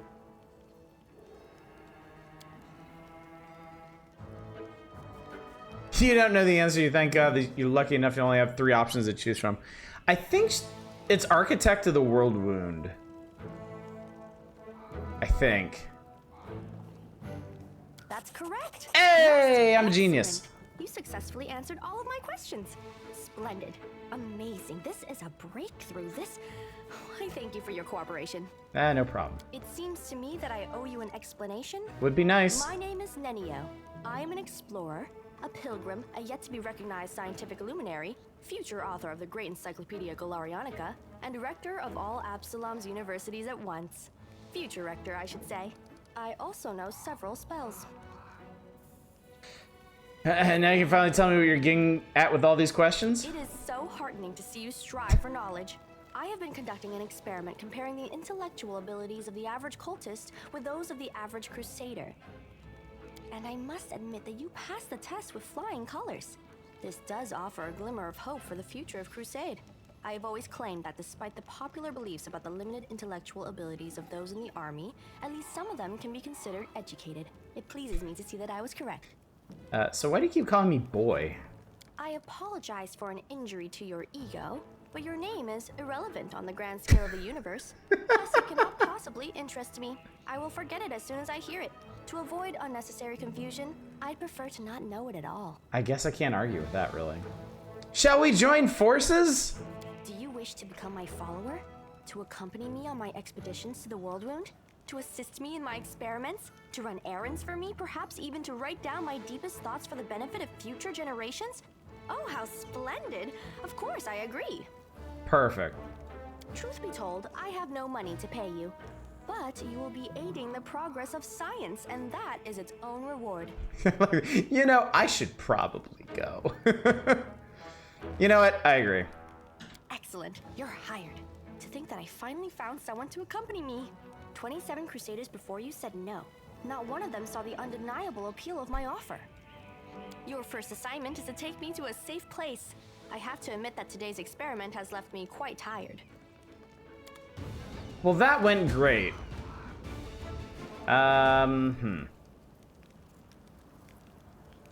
Let's see. You get out, you get in.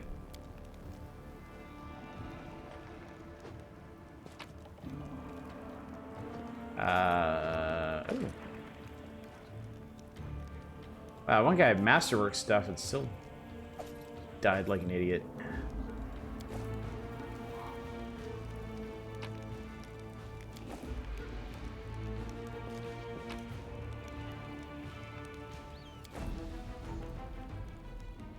I mean, we just need to get back to the inn. That's all we're doing right now.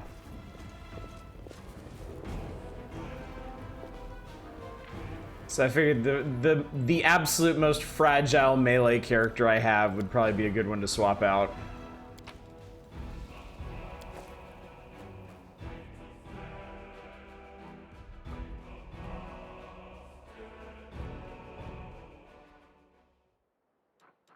All right, can we make it back to Defender's Heart?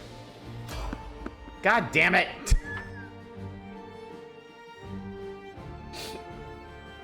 It's fine. Everything's fine. I won't let friends. Holy sweet mother of God. That's a big fuck off spider. Strike with all your might. Yeah, we're probably gonna need to do something about that.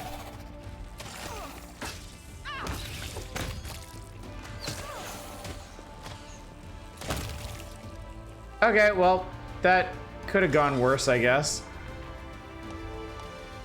You guys cantrip Ray of Frost can be used indefinitely and for free. Cantrips and or since a special kind of spell with us infinite number trying to take. Well, good for her. That's really neat. Anyway, get the fuck out of here.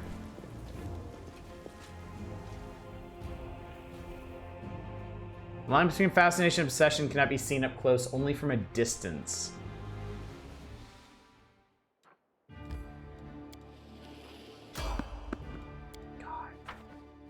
Oh my god. This has more random encounters than your average JRPG. You just don't spend that long on the map where it happens.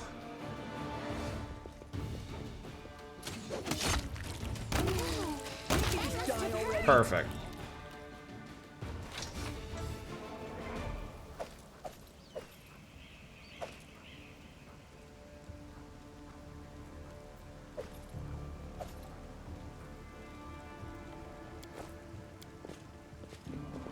Okay, please God, it's like a 2-minute walk.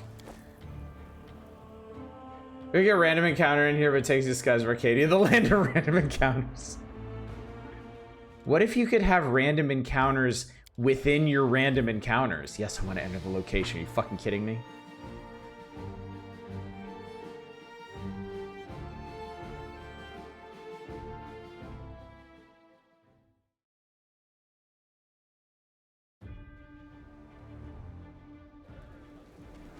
Okay.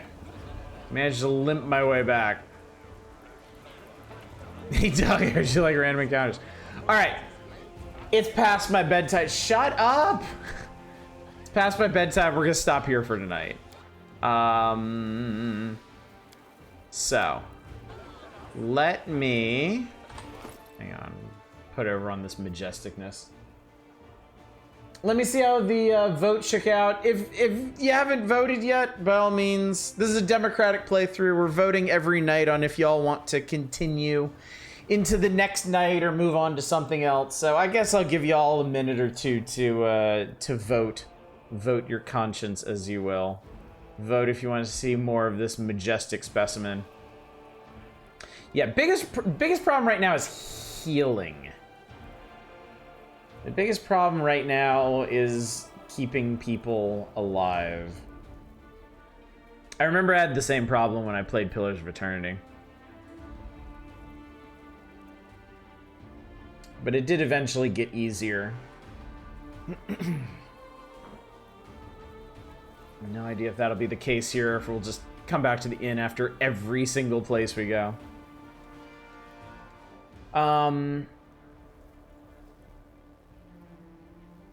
Right. Alright. Gonna call it here. Let's see. Result of the vote is... Alright, we'll definitely be continuing tomorrow. For those of you enjoying the adventures of Dolok and his motley crew of absolute fucking weirdos, man.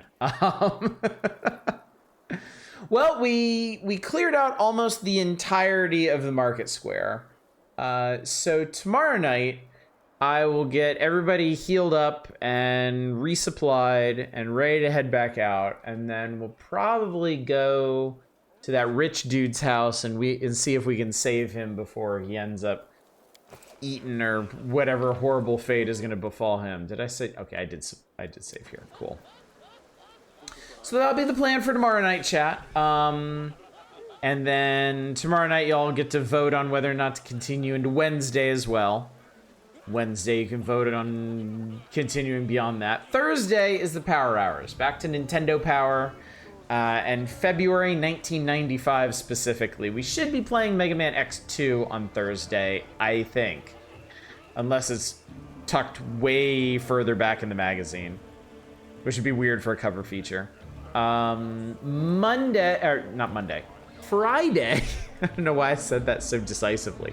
Friday is gonna be the March community night, and we're gonna be playing a selection of Steam games that I've owned for some of them for years and never actually played. So it'll be a nice little variety night, touching on a lot of different genres, and then more power hours on Saturday.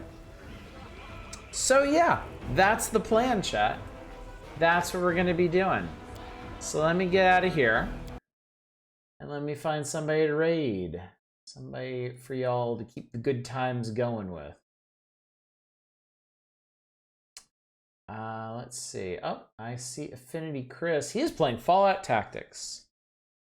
He seems to still be at it for the moment, at least. He's been on for a while, but we'll go hang out with him for a bit, so. Anyway, gang, thank you so much for coming out tonight. Thank you for joining me for another night of Pathfinder Wrath of the Righteous. You know, it's funny. We cleared through one area tonight, but a lot of stuff happened in that area. We talked to a lot of important people. We found 2 new party members, as it happens. We found a dead horse. That was so weird and random. But yeah, tomorrow night we'll head further afield. Maybe, no promises, maybe we can actually explore more than one location tomorrow night. But that is a story for another time. Anyway, thank you all so much for coming out tonight. Hopefully I will see you tomorrow night for more Wrath of the Righteous. But until then, as always, y'all take care. Bye, everybody.